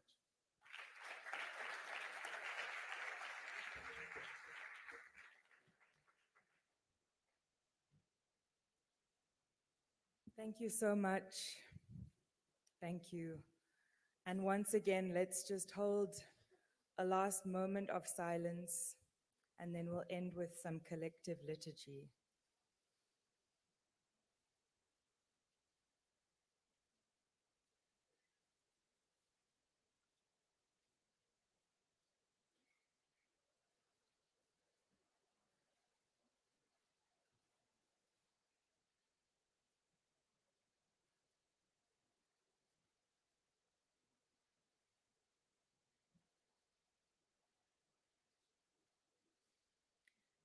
Thank you.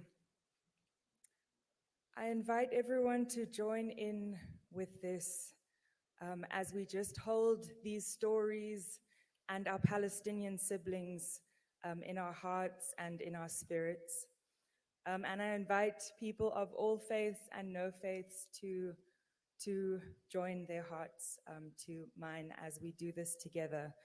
I'm going to read out a line, and then I ask that you respond with, "We hold you in our hearts." Can we do that together? We call to mind those who have been killed. We call to mind those who have been imprisoned. We call to mind those who have been displaced and are without homes. We call to mind those who have lost loved ones. We call to mind those who have been injured or maimed. We call to mind those who are constantly afraid. We call to mind those in the Palestinian diaspora whose minds never stray from their loved ones in Gaza and the West Bank. We call to mind the families in which there is no one left. We call to mind all the children whose childhoods are being stolen. And we call to mind all those who every day take up the fight for freedom. God of peace and justice, who holds in their heart every person who is suffering and in pain, we pray that you would intervene on behalf of the people of Palestine. May your intervention come quickly, and may it result in the freedom and flourishing of all people. Thank you. Thank you so much to our panelists.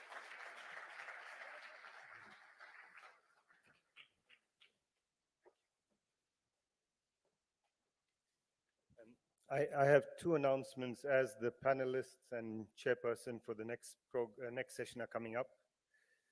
The two announcements are, firstly, all speakers, if you can please give us copies of your presentations.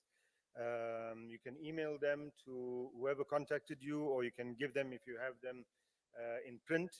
Electronic would be better, of course, but either way, there's lots of calls for these, and we're also considering publishing them in a volume, all the speeches. So please, if you can do that, we'd be very grateful. Then secondly, I have a list of people who we know are here, but they haven't checked into the hotel room that they were given. So we want to know whether we should cancel the room if you're staying somewhere else, because some people are staying with friends, whatever, or you'll take those rooms tonight. I'm just going to call out first names, and if that sounds like you, come and talk to me. Elias, Ahmed, Mansour, Monty, How, Silva, Daniels, Sydney, Ashraf Nasrallah, Ramzi Al-Dabbah, Yahya Busaido, Ziad Al-Alul, Hussein Dishli. If yours is one of those names, then just let me know as soon as the session finishes, or let Dudu know, because I'm going to be a panelist here, whether you want to keep that room or whether we should give it up. Okay. We're about to start the session now.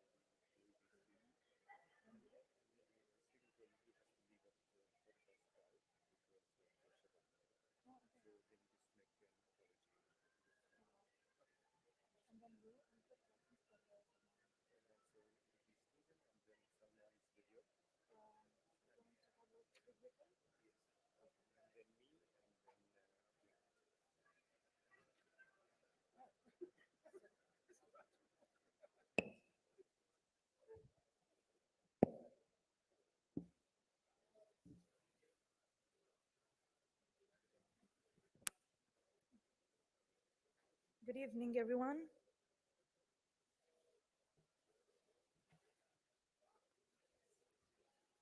Good evening, everyone.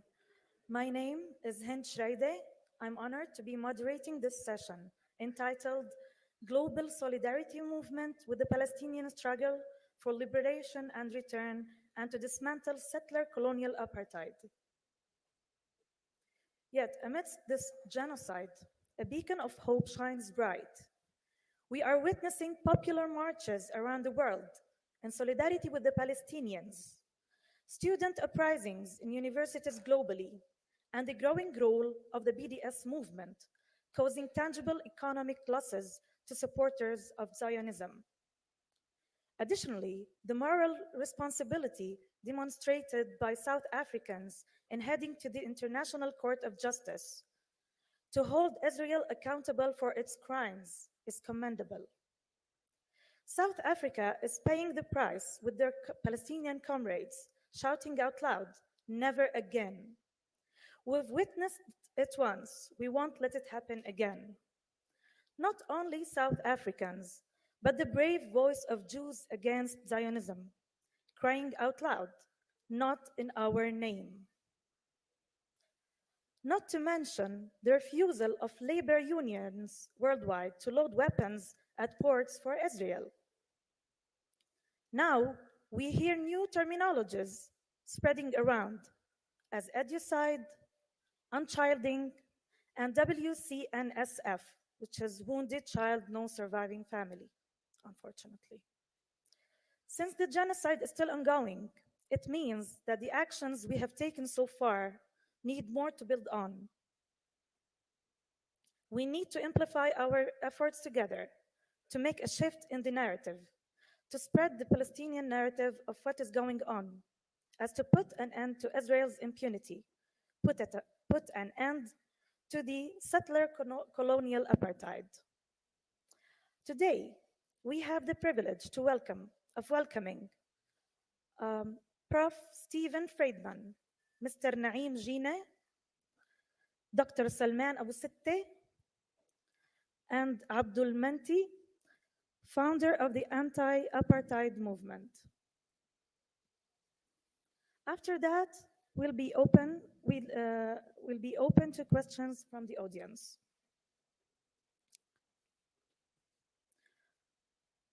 Since we are running out of time, allow me to welcome Prof. Stephen. Prof. Stephen Friedman is a South African academic, newspaper columnist, intellectual, activist, and journalist. He holds a doctorate in literature from Rhodes University and directs the Center for the Study of Democracy. He published many books. The most recent one was A Good Jew, Bad Jew: Racism, Anti-Semitism, and the Assault on Meaning. Please welcome with me, Prof. Friedman.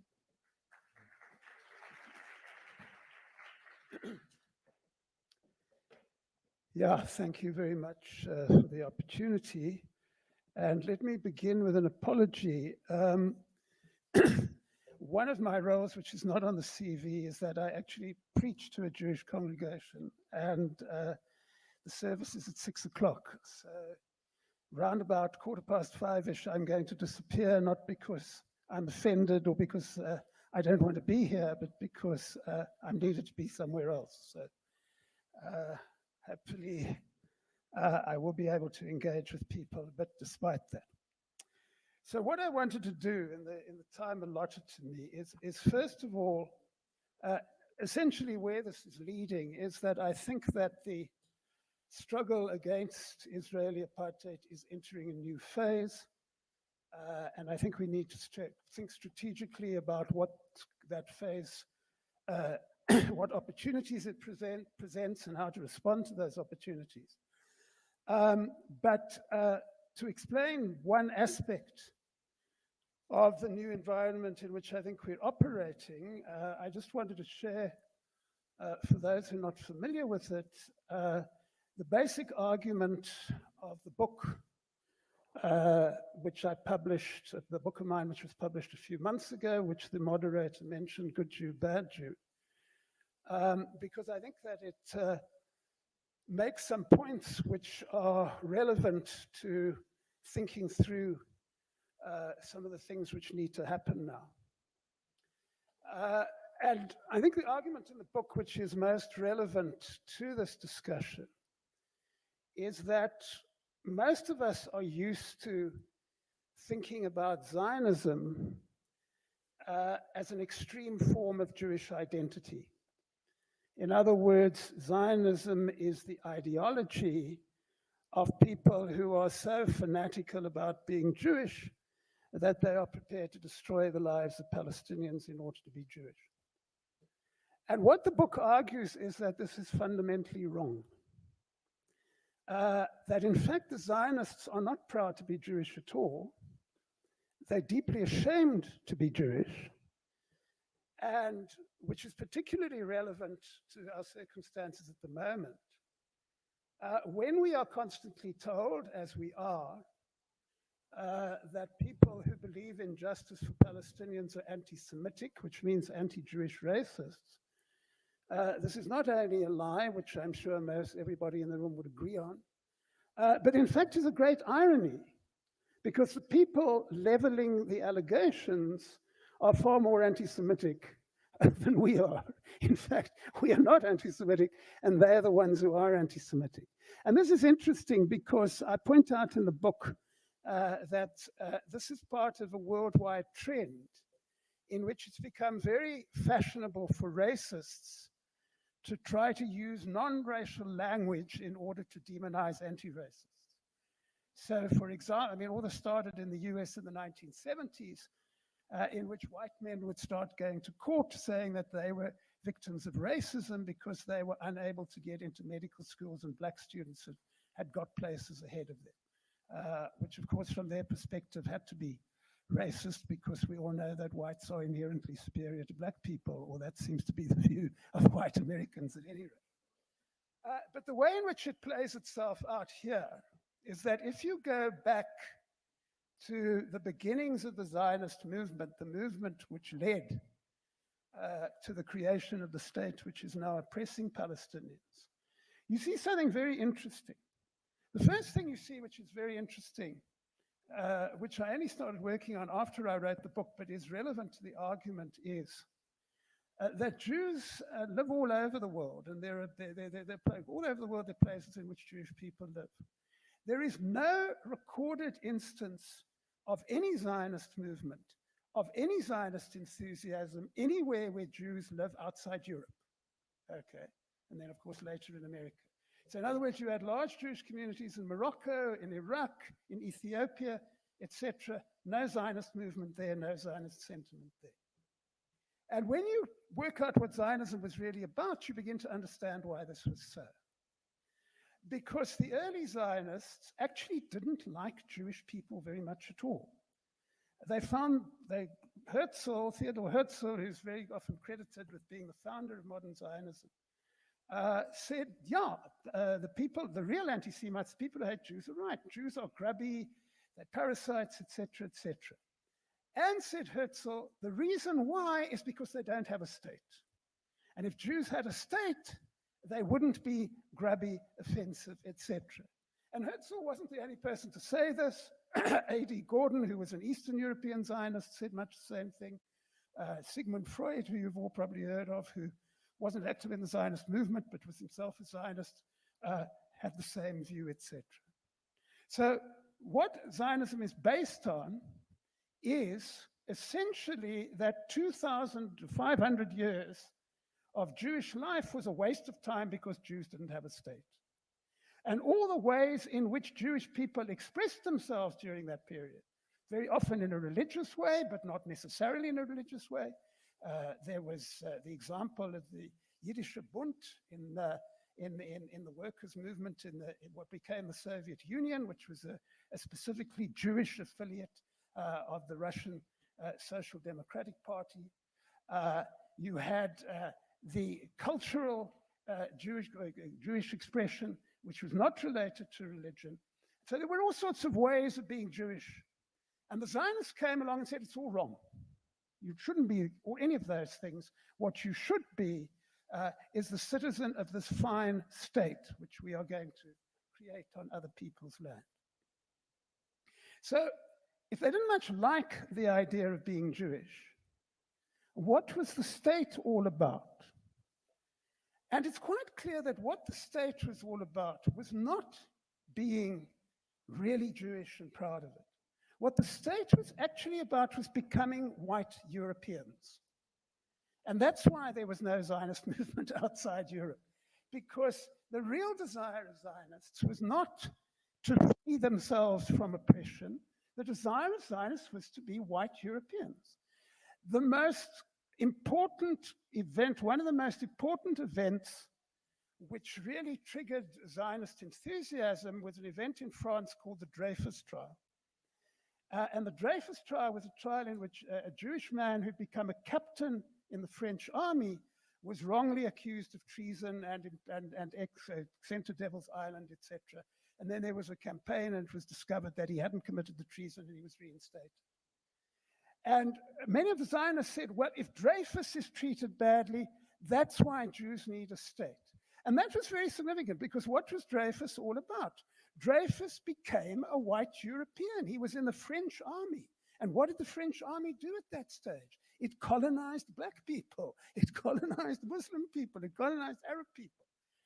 And he became what a white European is supposed to be, a good racial colonizer.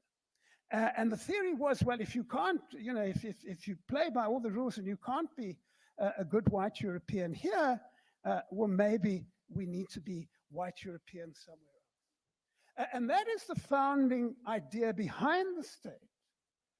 And it explains very much of what we see in the last 75 years. Interestingly, a lot of this is not stated, but sometimes it is stated.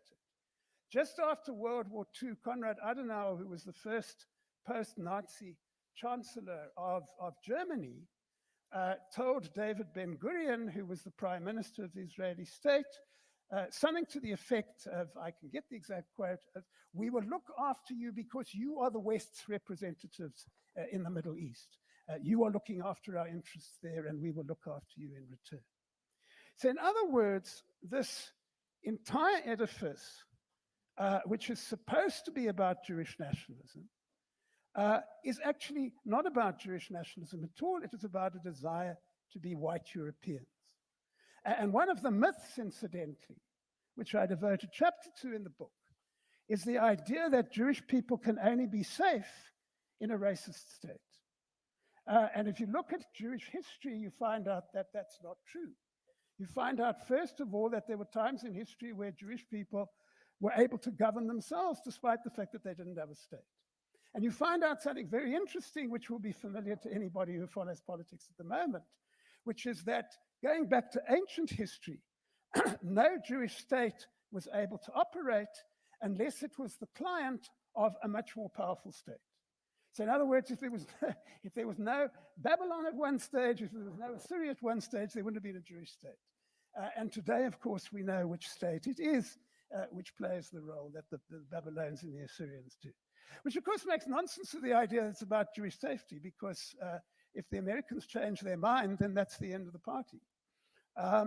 So it's very important that we see beyond this mythology, and we understand that when young Jews go out in American universities to express their Jewishness in an anti-Zionist way, they are in effect reclaiming what it is to be Jewish from the Zionists. And they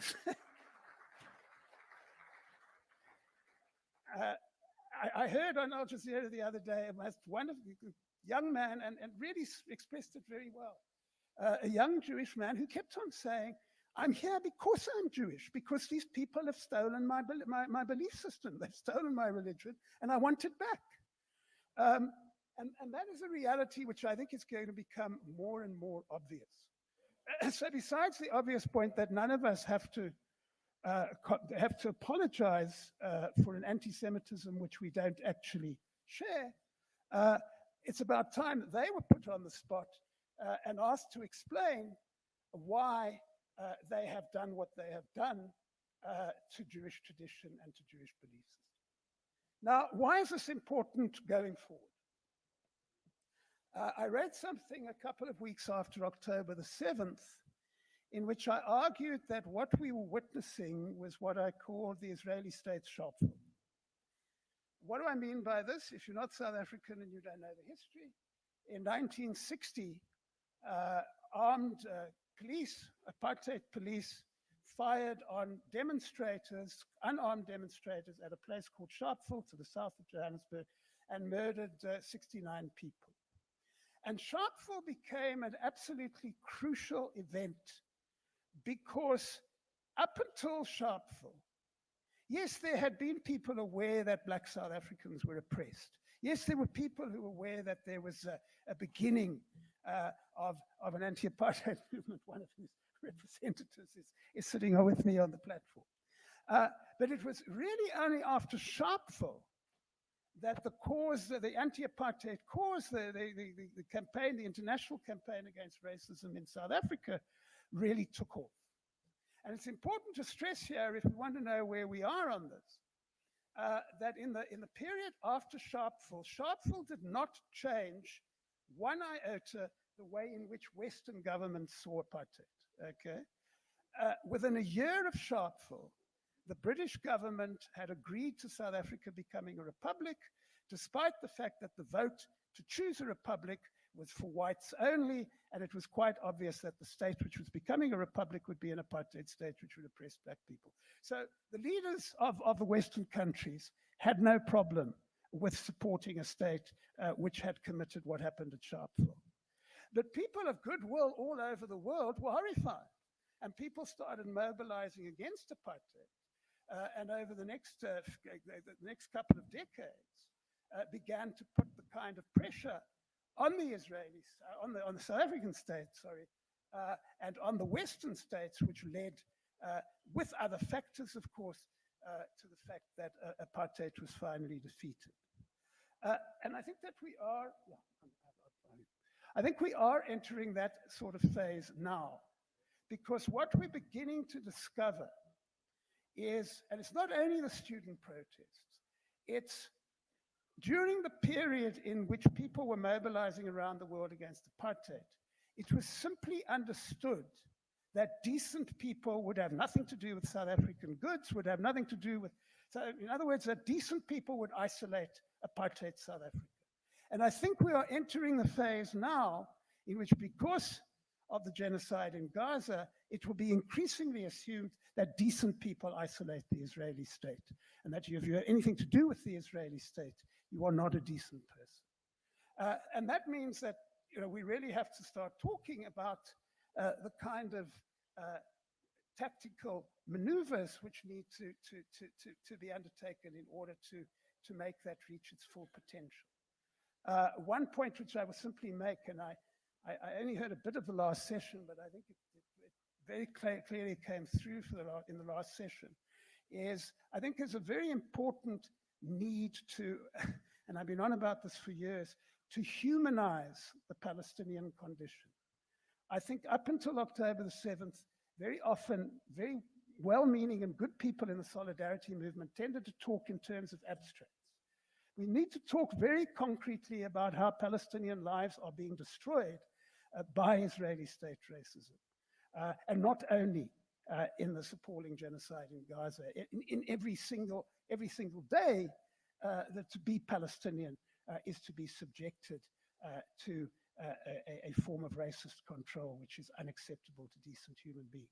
You can only do that if you talk about how the checkpoints operate, how the system dehumanizes people, etc. And of course, the reason why this has been the Israeli state's shortfall is that anybody of goodwill who looks at what's happening in Gaza immediately humanizes the conflict and understands that human beings are being treated in a brutal manner. But one aspect of this, which I think is going to become quite important, and that's why I've been giving you all this background, is the role of Jewish people in this. I think is going to be obviously not a leading role, it's a Palestinian struggle, etc. But I think that Jewish anti-Zionism is going to become an increasingly important factor. Sorry, I have a phone which doesn't listen to me. Now, there are two strategic issues, and that's what I want to leave us with because the moderator says I'm out of time, which indicates why I've been sharing this with you. I think there's one difference, and I'm not the first person to remark on that. There's one difference between the Palestinian situation and the South African situation under apartheid. And that is that despite how awful South African apartheid was, Black people gained a lot of bargaining power from the fact that whites needed their labor.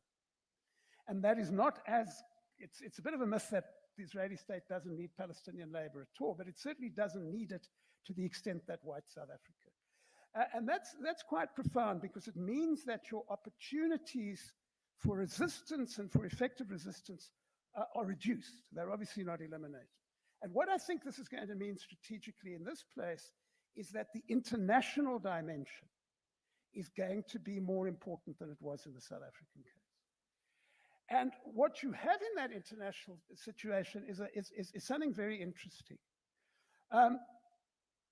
If anybody was to suggest that what we ought to be doing was convincing Jewish Israelis that Israeli apartheid is a bad idea, they would be laughed at, and rightly so. It would be as silly as trying to convince white South Africans that South African apartheid was a bad idea, without a great deal of pressure.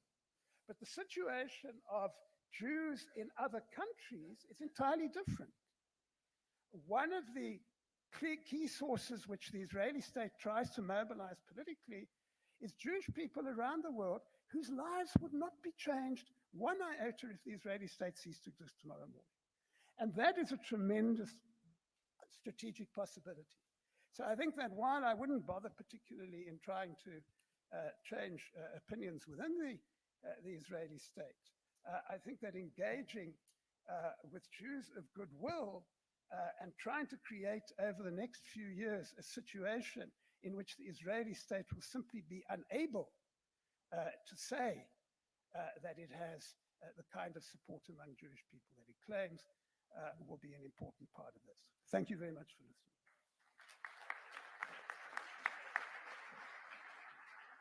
Thank you, Professor Stephen. Our next speaker is Mr. Naeem Jina.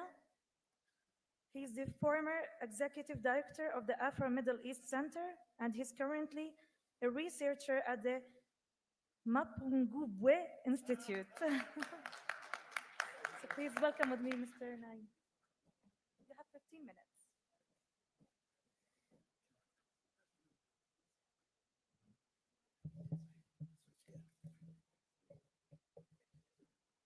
Thank you, Hind. Let me just say that the color of my clothes is no reflection necessarily of my ideological or party affiliations. I spoke for the South Africans, this anecdote. I spoke at the policy conference of Action SA, and I was wearing a blue suit, and everyone was looking at me very funny. And then I realized why, so I thought I should say this. Of course, the ANC has never invited me to speak at the policy conference because they don't want to be embarrassed by my dress sense, which is a great reason. Comrades, the 7th of October changed everything. And if we don't recognize that, we're not really serious about our solidarity. The 7th of October changed everything about how we understand solidarity, or how we must understand solidarity. The 7th of October was also the beginning of a new disruption of the global order. And so we have to recognize that value and that position. Our task then is to deepen what has happened after the 7th of October. And I'm very cognizant that I'm talking in a period when there's a genocide taking place. And of course, I'm not talking about that. But to deepen the solidarity that has built after the 7th of October, and to deepen the gains that we have made as Palestine solidarity activists since the 7th of October, and to keep in our minds that the 7th of October has changed everything, as Declan Kearney said earlier on. Talking about solidarity, international solidarity, I have to, of course, start by quoting Comrade Samora Machel. We have a former Mozambican minister here, so in tribute to him as well. Comrade Samora Machel said about international solidarity that it is not an act of charity. It is an act of unity between allies fighting on different terrains towards the same objectives. Solidarity, he said, is an assertion that no people is alone. No people is isolated in the struggle for progress. Solidarity is the conscious alliance of the progressive and peace-loving revolutionary forces in the common struggle against colonialism, capitalism, and imperialism. In the common struggle. In short, Comrade Samora Machel said, against exploitation of human by human. There is no solidarity just among Africans, no exclusive Asian solidarity, since the enemy of the people also has no country and no race. And that is what solidarity means when we talk about solidarity with the Palestinian people. This kind of solidarity between marginalized and oppressed groups themselves presents us with a double-sided solidarity, where groups or communities are in solidarity with each other, not for each other, not one for another, but with each other, and articulate the causes of justice of them both. The cause of justice of the Palestinian people is the cause of justice of all of us here. The cause of justice of the South African people is the cause of justice of the Palestinian people. These are solidarities of mutuality, and the objectives of each party also become the objectives of the other. Justice and solidarity are indivisible. So let me give you two examples that I like to mention, and I've mentioned in many other occasions as well. Two examples of Palestinian solidarity with South Africa. I'm talking about in the past 3-4 years. Palestinian solidarity with South Africa, not the other way around. In July 2021, in 2 South African provinces, there was an attempted insurgency that included large-scale destruction, killings, etc. It was a very, very painful time for South Africans, for the South African nation. And what a joy it was, in the midst of that, to receive a statement signed by about 24 Palestinian organizations.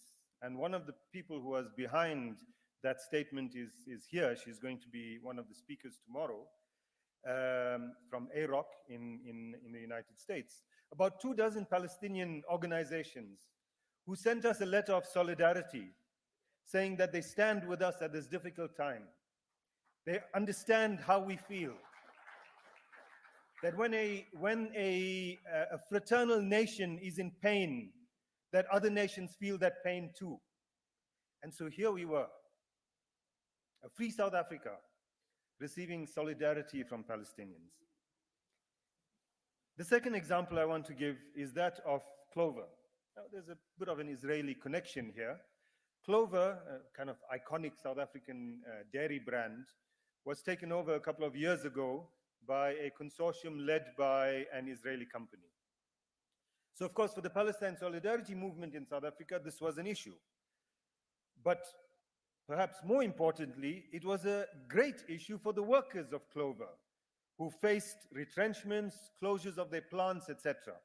And so there was a whole period, long period of action by the trade unions around protecting the rights of Clover workers.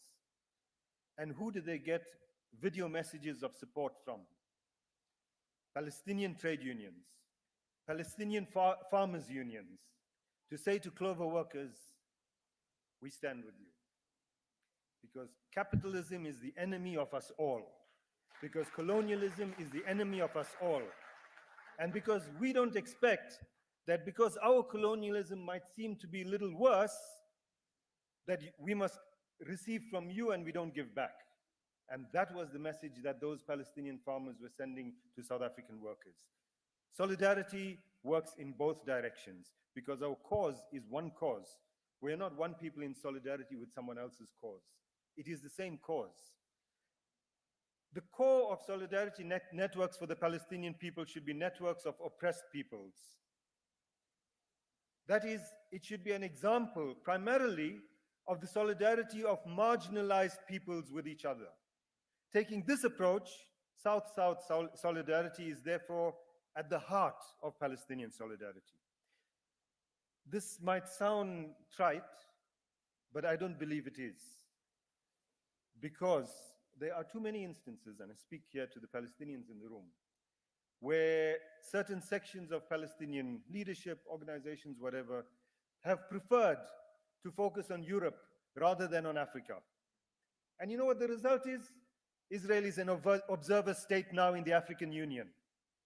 Because Europe was more important to the so-called Palestinian leadership than Africa was. This is a lesson for us all. And even when we consider South-North solidarity, the important actor in that North must of necessity be the South within that North. The more marginalized people within northern states are the ones that we will find the greatest solidarity from and with. We agree, I'm sure, that even in countries of the global North, there are of varying sizes groups of marginalized and oppressed people. These should be the primary partners within our solidarity networks in the global North. Think to the movement for Black Lives, the Native Peoples movement in the United States, the immigrants or migrants movements in Europe, etc.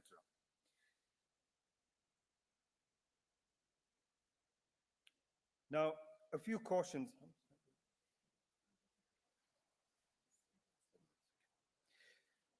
A few cautions I want to issue for all of us who are solidarity activists. So I'm saying now, even the Palestinians in the room from Palestine, we are all solidarity activists because we might be in solidarity with you, but you are in solidarity with us. A few cautions, and these cautions come, I should have said this at the very beginning, everything I say because I'm a South African. Everything I say is colored by the fact that I'm South African. If I were Indian, I would be saying something else, or saying it in a different way. Let's understand that. So a few cautions for all of us solidarity activists. One is, I find among certain solidarity activists, certain sections of solidarity activists, an obsession with the notion of non-violence. I think we should be very cautious about this. What does it really mean? this obsession with nonviolence and delegitimizing the violence that is used by oppressed people. It is a serious problem. And as a South African, another thing I have experienced in the days when I used to be allowed to visit North America, for example, but even locally in South Africa, young Zionists who were not even born in 1994, lecturing us about South African history. You know, if only the Palestinians could be like Nelson Mandela and, you know, resist peacefully. Nelson Mandela was sentenced to life imprisonment because he was the founder of Umkhonto we Sizwe, the armed wing of the African National Congress, not because he was a peaceful resistor. And so don't misrepresent and misappropriate our history. That kind of a thing is a profound insult to someone like Nelson Mandela, to someone like Chris Hani, to someone like Ronnie Kasrils, to someone like my brother, who, when he was found dead on the ground in a street in the middle of Durban, there was a Kalashnikov next to his body. Nonviolence should not be fetishized. These are tactics that oppressed people choose when it is appropriate for them to choose those tactics. When they decide it is not the right tactic, then it is not the right tactic. In 1999, Nelson Mandela, 1999, so he was the president of the Republic of South Africa, not just president of the ANC, was seated next to PLO chairperson Yasser Arafat in Gaza, same Gaza. Madiba declared on that occasion, in his speech there in Gaza, sitting next to Yasser Arafat, all men and women with vision choose peace rather than confrontation, except in cases where we cannot proceed, where we cannot move forward. Then, if the only alternative is violence, we will use violence. A few weeks later, Palestinians launched the second intifada. I'm not saying it was because of Mandela's statement. I'm just saying that this was the context within him which he made that statement. Let me also say that the cruelty of oppressors and oppression deserves responses that are strong. We should not, in a struggle for liberation, believe that there is virtue necessarily in mild responses. When the moment calls for a strong response, then there needs to be a strong response. And you know, memories are long among oppressors. You know the story, right? After the 7th of October, these stories, apart from the 40 babies being beheaded, you heard the story of the baby who was burnt in an oven. You heard the story of the pregnant woman whose belly was ripped open and the fetus taken out. And one wonders, what kind of a warped mind would think of such lies? Well, it's because they're not lies. All of this happened. In 1948 in Deir Yassin, a baby was burnt in the oven. In 1948 in Deir Yassin, pregnant women, their tummies were ripped open and their babies stabbed to death. Oppressors, cruel oppressors, their cruelty gets replicated over generations, and they continue to laugh at their cruelty, and they deserve our strong response, not our mildness.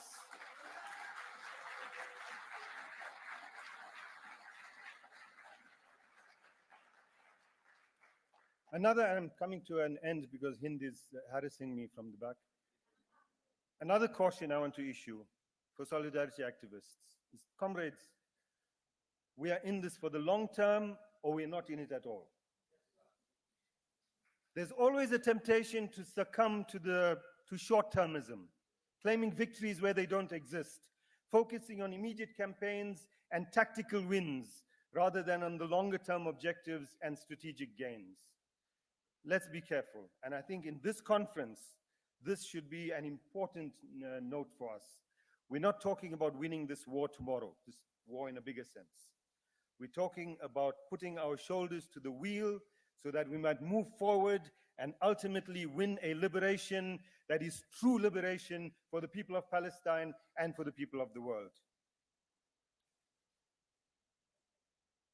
Let one more thing that I want to say to Palestinians in the room, comrades, that we are in solidarity with and that we greatly love. Can I get a sense of Palestinians in the room?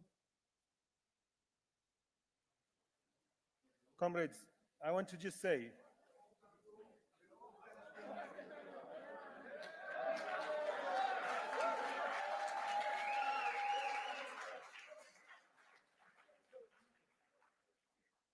okay, the Palestinians in the room who are from Palestine or who have ancestors from Palestine, let me say to you, comrades, that this conference over 3 days is here to honor you. We honor you. We honor your families. We honor your martyrs, our martyrs. We honor your fighters. We honor our struggle, our joint struggle. And so this is the purpose of us being here, and this is what we extend to you. Now let me say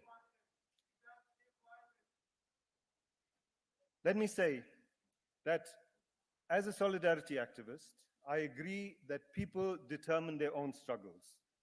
And those of us who are in solidarity must go along with the choices that people who struggle make in their struggles. But we must also be careful, comrades, that when we say that we look at the choices that people make, all of the people, that we don't get hamstrung by the choices that one group of people makes and tries to marginalize another group and say, no, those are not the real Palestinians. We are the ones. And so these tactics, these are the ones that we must follow. These are the strategies that you, Solidarity Active, no, I'm sorry. You are one Palestinian voice among many Palestinian voices. We would like to listen to all Palestinian voices. We would like to listen to all your strategies that you have. We would like to learn about all your tactics, and we will choose how we are in solidarity with all of that. And don't tell us that my voice is the only Palestinian voice.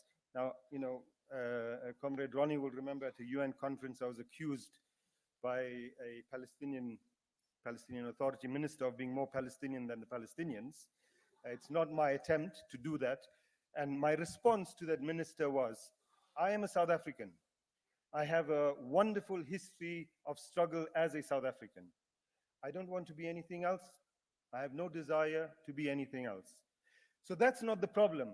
The problem is that you think that your voice is the only Palestinian voice, and that is wrong. There are others, and we will listen to them all, and we will take from them all what we can learn. I said 7th of October changed everything, and I'm finishing now, Hind.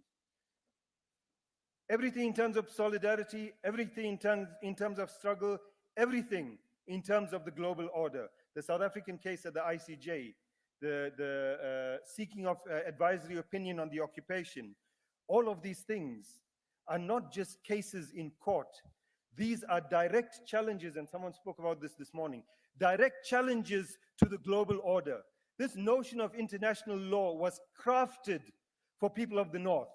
It was crafted so that nations of the North can regulate battles between themselves. It wasn't crafted for us. When they were talking about international law and the rules of war in Europe, they were committing genocide against our people in Namibia.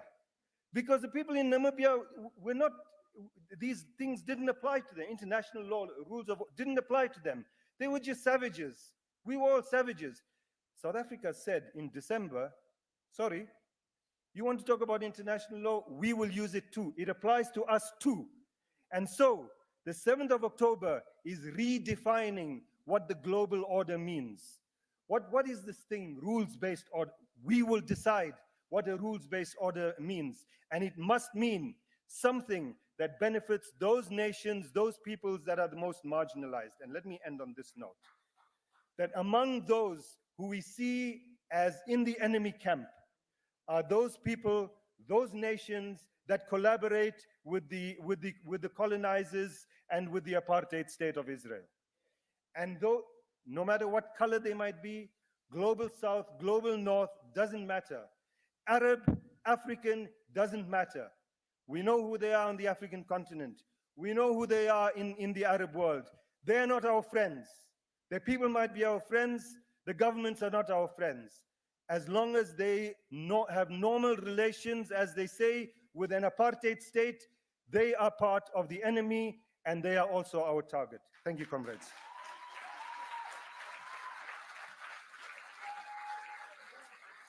Thank you, Mr. Naim. Welcome with me, Mr. Abdul Menti. He's one of the founders of the Anti-Apartheid movement. Please welcome to the podium, please. You have 15 minutes as well.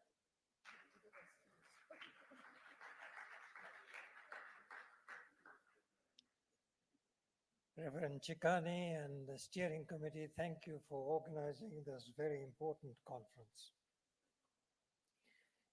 What I would like to do is to speak about areas that have not been mentioned in the conference yet, although you've heard very many speeches and you must be tired. When we worked for the anti-apartheid campaign, it was started as a boycott movement, simply to boycott South African goods for the month of March in 1960. And then we got support from the Labour Party, Liberal Party, trade unions, the churches, playwrights, so people all over the world. And eventually that became international. But then we had Sharpeville. And no one expected that 69, or total in Langa 72 altogether, were shot in the back, all of them, by the South African police. Whether the police lost confidence or what they did, we don't know, but they really worked as a kind of riot. It was a riot of the police with armed weapons in their hands. And the children and young people had nothing, not even stones. They didn't even throw them. They were running away and they were killed. And so Barbara Castle, who had led the campaign before that to exclude South Africa from the Commonwealth and arrange a 72-hour vigil outside the Commonwealth Conference successfully to exclude South Africa, then said she would work with the anti-apartheid movement, and she was meant to address our rally immediately after Sharpeville. She said, as Comrade Ronnie had pointed out to me, that we cannot just be anti-apartheid now, because after Sharpeville, we have to destroy the apartheid system, so we have to rename the boycott movement to the anti-apartheid movement. We were not very democratic in terms of organizing meetings of various steering committees, but the thousands of people who came to the rally supported the call. So then we changed to the anti-apartheid movement.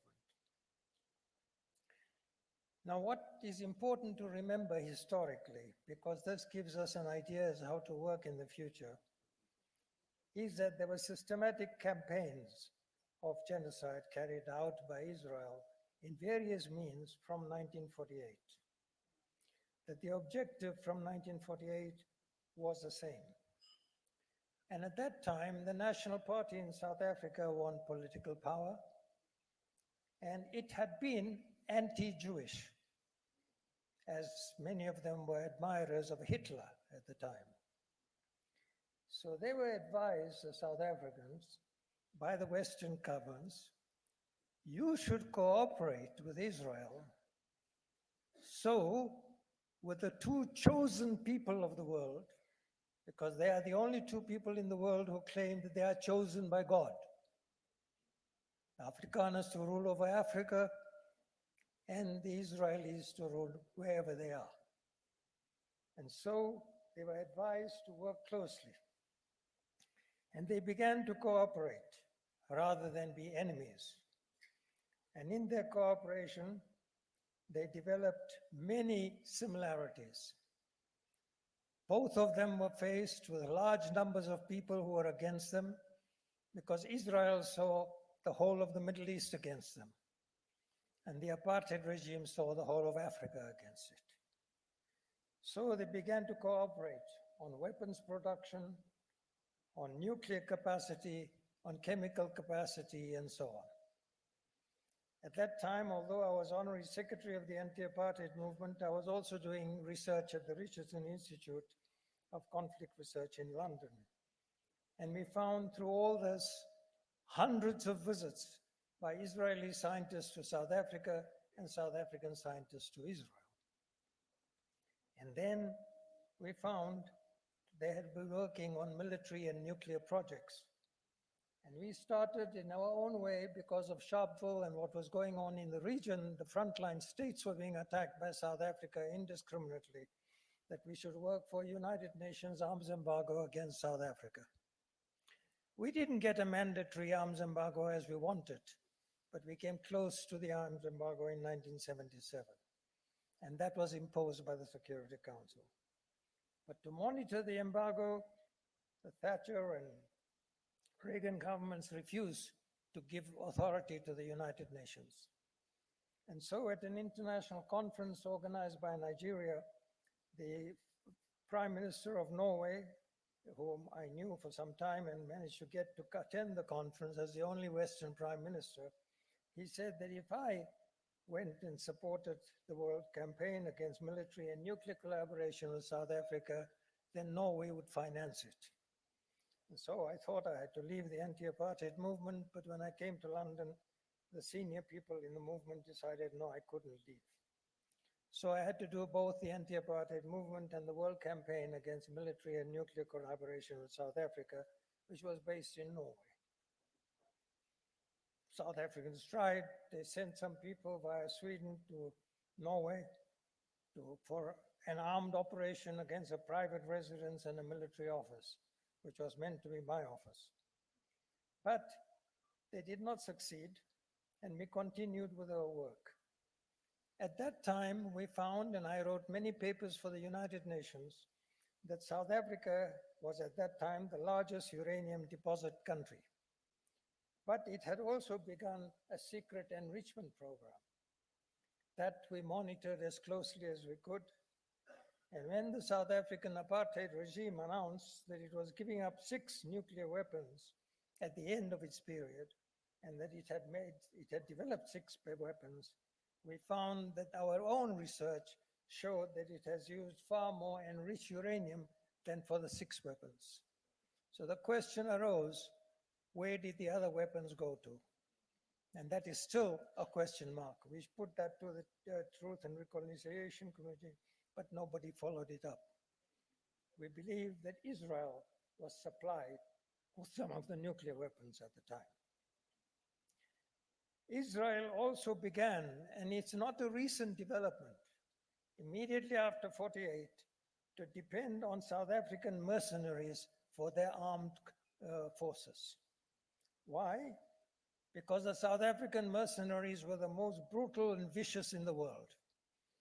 They had killed thousands of people in South Africa and in the region and were very well experienced. So Israel developed very close relations with the South African military, and we find not only that Israeli government leaders were of South African origin, because they migrated to Israel and became leaders of Israel, but then they began this kind of collaboration. And then we, of course, found that Israel became the largest recruiter of South Africans for its own defense forces. No other nationality had as many people in the Israeli defense forces. And we were then very pleased, after the democratic change in South Africa, that we passed a law that no one could serve in any foreign army. And recently, the minister has taken stands to make sure that those who return will be prosecuted in South Africa if they continue to serve in the Israeli Defense Force.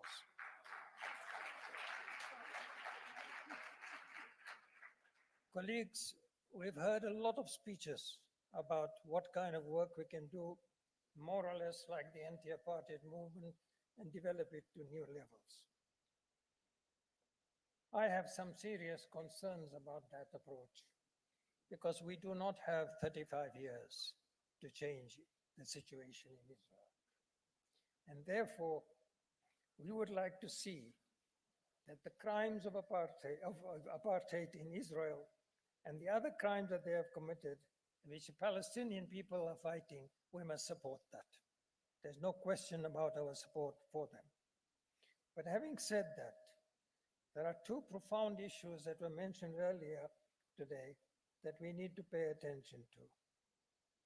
One is that our immediate objective now, all of us over the world, and you know, the students in the United States are taking the law into their own hands, and they're getting their academics to support them. So we must act to stop the genocide, because there's no point in saying that we will work against the crime of apartheid in Israel, which will take a long time, and then people, because of genocide, will be killed and will not be able to enjoy the freedom that they should have. So it does not make sense to talk of a long-term campaign on different areas and so on, unless we make the genocide issue the primary issue for us. And this, I think, is a difference from just having an anti-apartheid movement. We never had in South Africa what the people of Palestine are experiencing. So we must stop the genocide, and we must make sure that more Palestinians are alive and achieve their freedom, so that more Palestinians must remain alive to enjoy their freedom. Otherwise, the freedom will not be for people.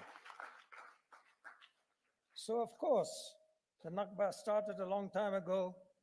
We also have to, in this context, and you know all the issues, we have to work for a ceasefire. We have to ensure that food and other resources reach the Palestinian people.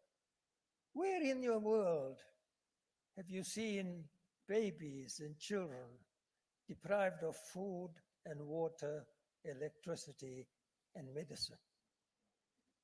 Nowhere. There may not be enough in some areas, there may be too much in other areas, but you don't see a deliberate government policy to kill innocent children, women, and the rest of the population. So we are not just witnessing a crime against apartheid. It is a crime, but it is genocide. And they are committing genocide every day as we sit here and clap about other issues. So we must make the fight against genocide a primary fight. We must also ensure, no matter how difficult it is, that we persuade, and if not persuade, we confront and we campaign against the Middle East countries that are not standing by the Palestinian people. Because they deserve nothing but shame for not standing with the Palestinian people and making deals with Israel at a time like this. Also, the US Congress, they said to the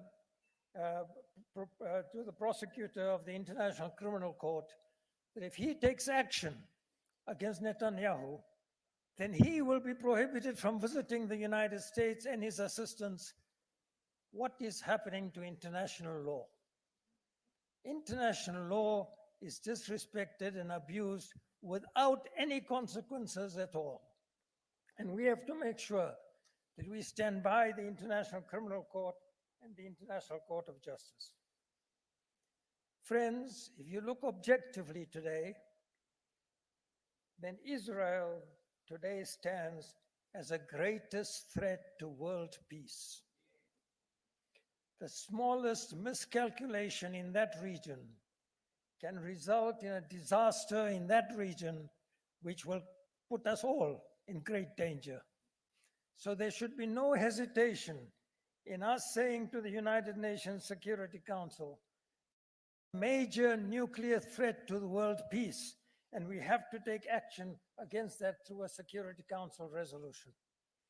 Let's put that resolution forward and see who votes for it and who votes against it. Because Israel says it has no nuclear weapons, and then it threatens to use nuclear weapons in this conflict. So if it doesn't have it, what was it doing with South Africa? I'm reminded of a 1977 conference in Nigeria of the World Organization against the frontline states in South Africa, when the American satellite accidentally saw the South African nuclear test base. And it was revealed that South Africa has a nuclear test facility. The foreign minister of France sent an immediate report to South Africa, and other Western countries followed it. We don't want you to detonate a nuclear weapon. I remember from that African country in Nigeria sending a cable to the foreign minister of France to say, how can they explode what they don't have? Because all these governments told us repeatedly that South Africa has no nuclear weapons. It has some nuclear research, but no nuclear weapons. Why were they now warning South Africa not to detonate a nuclear weapon? So remember that Israel has nuclear weapons. Now, the anti-apartheid movement was perhaps the biggest solidarity movement of its kind, and we didn't expect it to be that great, but it developed slowly and all over the world, and people supported us. And one of the things that we said at the time of Sharpeville, that we need to change the name, and we did that. And then one of the problems we had with the South African liberation movement resorting to armed struggle was, how do you in Britain tell people you are supporting racial struggle against the white population, because white people would get killed, and many people in Britain had kith and kin in South Africa. So it became a very difficult issue. But with the help of Oliver Tambo and others, we worked out a policy that those who resist have a right to determine their own future as to how they resist. So it's for nobody outside who's supporting them for solidarity to prescribe the conditions to those who are the victims of apartheid. And therefore, they are ultimately the people responsible for their struggle. And so that's how it became that we got engaged in the armed struggle and supported the liberation struggle against the apartheid regime. We should also recall that after the change in South Africa, there are now in South Africa a large number of people who support Israel. And this is because subconsciously they are still the supporters of apartheid. So they see, here comes the kind of threat that they saw, and they must side with Israel. And that is why we are finding some political parties and so on in Britain, in South Africa, that they are very clear about supporting Israel. They visit Israel, they celebrate Israel, they celebrate even other countries which are at war with the Soviet Union and so on, but say no word about Palestine. That tells us what kind of people they are. And they are not the kind of people that we should be supporting in any forum. Thank you very much for your attention. Thank you.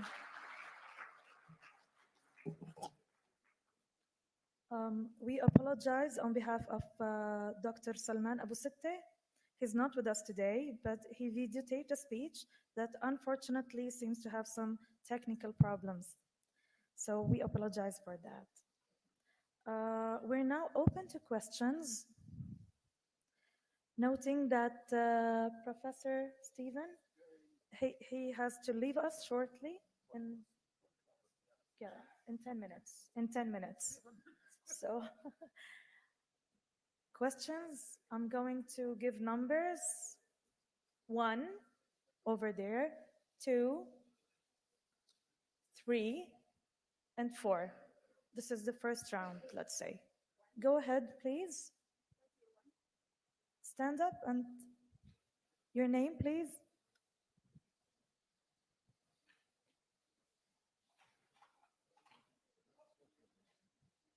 بسم الله السلام عليكم السلام عليكم اس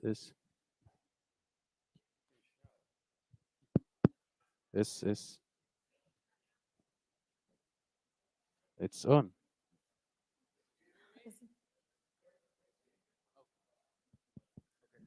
بسم الله Yeah. السلام عليكم. Walaikum salam. Thank you for the speakers. Mr. Naim,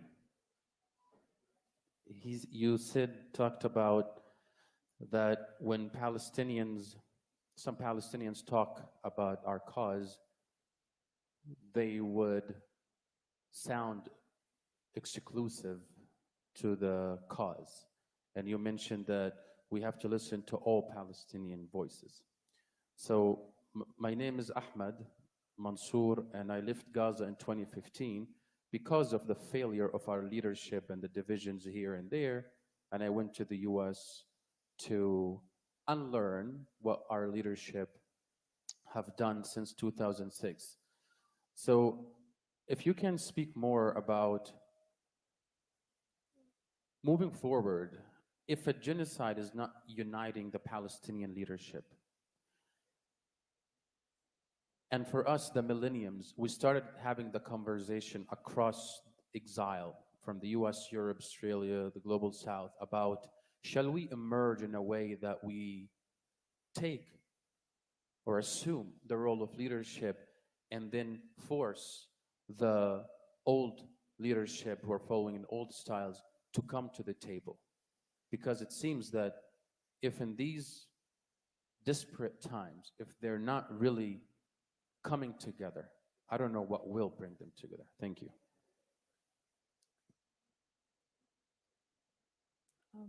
Can you pass the mic? The gentleman over there. Yes. Your name, please.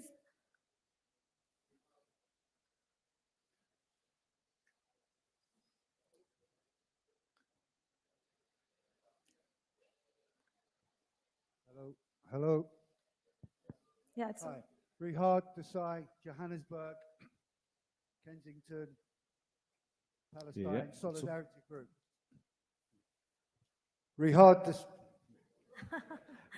Desai, Johannesburg, Kensington, Palestinian Solidarity Group. I speak on in my own capacity. I think we've got a great collection of activists in the room, and I certainly believe, you know, the collective brain is always the best brain we can ever have.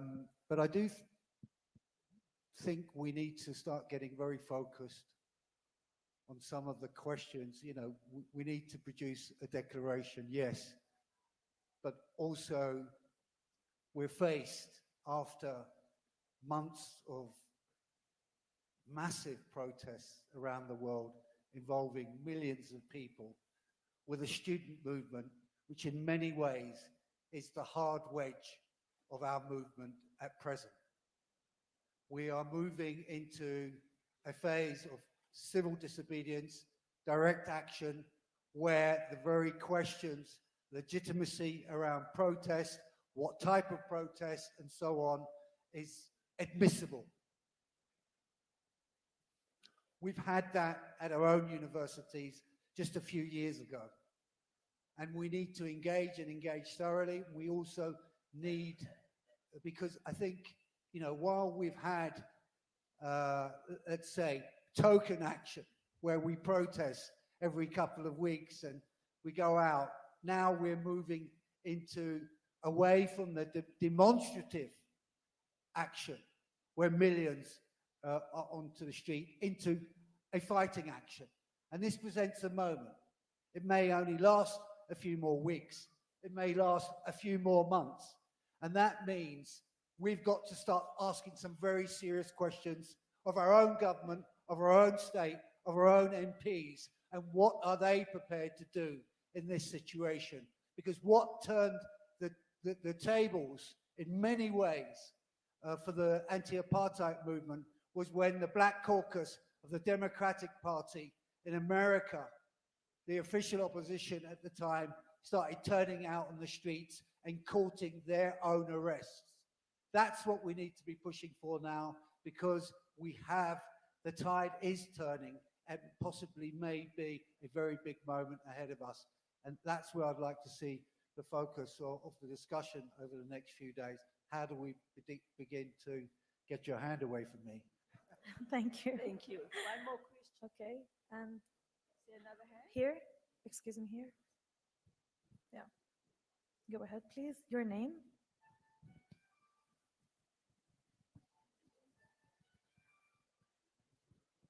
It is turned on. Hi everyone, my name is Naomi Barasa from Kenya, Kenya Palestine Coalition. I have a question and a comment. Number one, in all the actions we are taking against Israel, why isn't America and Germany in that list? So that's my question. And then my comment is, as we rightfully recognize that the occupation and oppression of Palestine did not start now, started in 1948 and before 1948 with Balfour Declaration. I think we, as especially the pro-Palestine activists, need behavior change. And one of the behavior change that we need is in language, because we reinforce the narrative. Number one, I don't like the way we keep talking about Israel. We should just declare that there's no Israel. Let's talk about occupied territory, Palestinian occupied territories. Because if we are saying that this oppression started pre-1948, then we're just saying that these are people who came to someone else's land. And so let's not call that land Israel, because that land is not Israel. The second thing is we demand, so for that we demand end to the occupation and colonization. The second thing is that every time we hear a lot of people, and some of these people who speak in the UN and the negotiation tables, they keep talking about two-state solution. Why two-state solution if it's an oppression? Aren't we legitimizing the oppression? So my suggestion would be, if you ask me, I would say, can they just leave? Because even in Kenya, we had that, and the British left Kenya. But best case scenario, can we allow the Palestinians to decide what they want and not tell them two states, I don't know what else. But also, finally, the shrinking space that we are all experiencing in our various countries. In Kenya today, we cannot hold Israel accountable, because our government will come raining terror on us. And we are arrested every day, we are clobbered every day. What are we doing about the shrinking space of the people who are protesting, who are standing in solidarity with Palestine? Because unless we do that, we are going to be silenced, and the international solidarity will be switched off. Thank you. Thank you.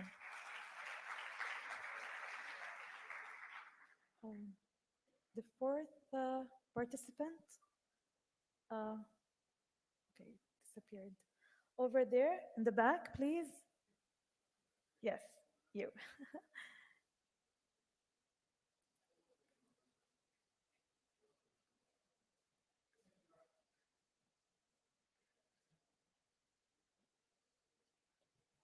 Thank you very much.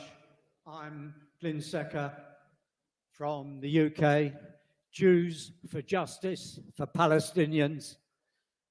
I'm representing the Jewish groups in London, in the UK, NAMOD, Jewish Voice for Labour, Jewish Network for Palestine, Jews Against Genocide.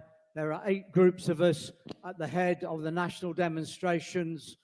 We bring out about 800, 1,000 Jews. And I just want to look at 1 or 2 little bits of history. If we go back to 1905, 1917, at the period when there was a huge Jewish socialist working class organization in Eastern Europe. The Zionists had hardly started then, the Jewish Zionists, but that Jewish organization, the Bund, warned those Zionists that if you took the biblical story and you took Palestine as a Jewish state, you would end up recreating the racism that they were intending to fight. And by God, were they right. It is now led by Zionists who have taken the narrative internationally. If you look at the early Zionists around 1940, around the turn of the century, their statements are deeply offensive, they are deeply racist. You look at current Israeli politicians, they have the same words, the same insults, the same disgusting ideas. They have taken control, particularly under the Netanyahu government, and they are perpetrating a genocide of mammoth proportions that we haven't witnessed before, probably since the Holocaust. But I want to put the October the 7th Rising in some perspective. If there hadn't been the Nakba, if there hadn't been 1967, if there hadn't been the bombardment of Gaza, protective edge, and so on every 4 years, the blockade, the deprivation of water, the deprivation of food, there wouldn't have been rockets into Israel. There wouldn't have been October the 7th. Who in the world would describe the slave uprising in Haiti as a terrorist event? No one would dare do that. That's the context of October the 7th. So we say as Jews, absolutely not in our name. This is fundamental to us. We will not be associated with this Israel, with this Israeli state, with Gavir and Smotrich and the rest of those dregs of humanity. We stand for integrity, we stand for human rights, we stand for a free Palestine, because what Mandela said is absolutely right. A people who oppress another can never themselves be free. Our freedom as Jews will never be complete until the Palestinians have their freedom. From the river to the sea, we will all be free. So we'll have a final question because we have 10 minutes left for this session. A final question from over there.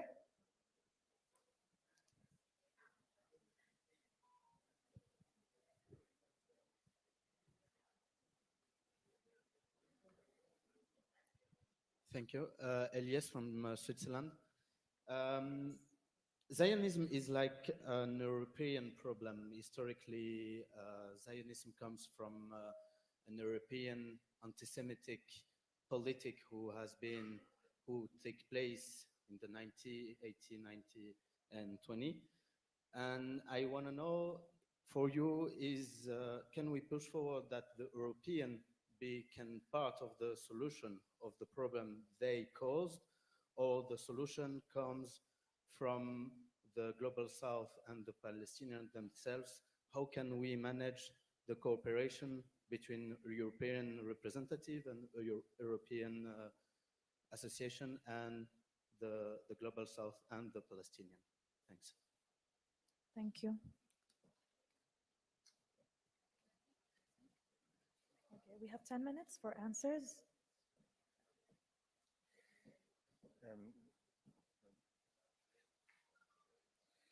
Thank you, Hind. Let me just say first that Professor Stephen Friedman preaches at a shul for Shabbat, and so that's why he had to leave to make it in time for that. A couple of quick responses to the questions. The one, Ahmed Mansour, firstly, see me later about your hotel room. Secondly, about the issue of the Palestinian leadership. Look, I think that in a context, as you painted, in a context of genocide that is that's taking place against the people, when certain people who call themselves leaders of those people have nothing to say about a genocide against their own people, then what is the value of the word leadership?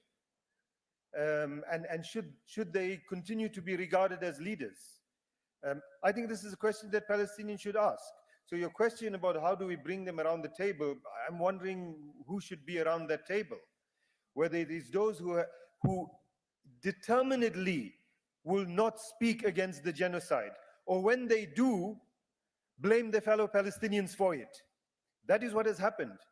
Those are not leadership of the Palestinian people. Those are at best quislings and should be dealt with in such a way. What is the real leadership of the Palestinian people? Well, I think you're seeing it in Gaza, in the West Bank, in the refugee camps. You are seeing it. Those who are truly committed to liberation of the Palestinian people and are putting their lives and everything else that they have on the line for it.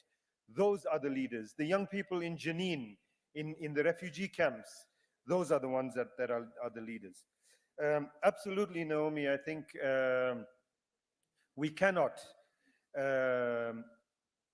condemn Israel for its genocide and remain silent at the complicity of the United States and the genocides of Germany. This is now 2 genocides that they committed in the 20th century, and now in the 21st century supporting another one. We cannot remain silent against that.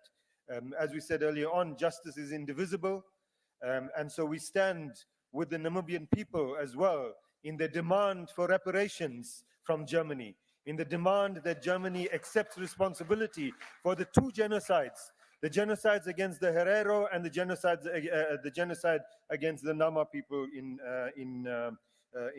Namibia. And then the last question about whether Europeans can be in solidarity. Well, there are a number of Europeans in this room who are, and just before, the person who asked that question was a I don't know, British. You guys still regard yourself as Europeans? So there are Europeans in this room. There are Europeans who are part of the global Palestine solidarity movement. We embrace them. We believe that their states are complicit and their states must be dealt with, and we call on these European comrades to hold their governments to account. They are on the right side, but the governments are not. And so, yes, we believe that if you are a comrade and you atone for what your people have done in the past against other oppressed people, then you can be on our side. Ronnie Castells is white there, white South Africa. Well, according to my colleague Matlatsi, you black, but you look white. So I think that we need to be open to those who sincerely are part of our solidarity. But they also, people in the north have an additional responsibility that they have to hold their societies and the governments to account as well. Thank you. Thank you. If you have further questions, I'm afraid we have to leave them for tomorrow. I'm really sorry. We're out of time. We thank our panelists for their deep insights they have provided us, and the people of South Africa and the world for standing up for the truth, justice, and dignity. Thank you all. Sorry, just one announcement before you leave, that as soon as we end now, South African Jews for Free Palestine will have the Shabbos ceremony in this room, and everyone is invited, not only Jewish people, so you're welcome to join. Thank you. And thank you very much, Hind, and thank you everyone for participating. Can I have your attention, please? Because you might be standing up and yet I have a key to your car. There is a key missing. At first I got a parking ticket.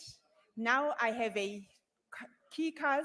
Probably it's something coming down from heaven for me. So I have a key to your car.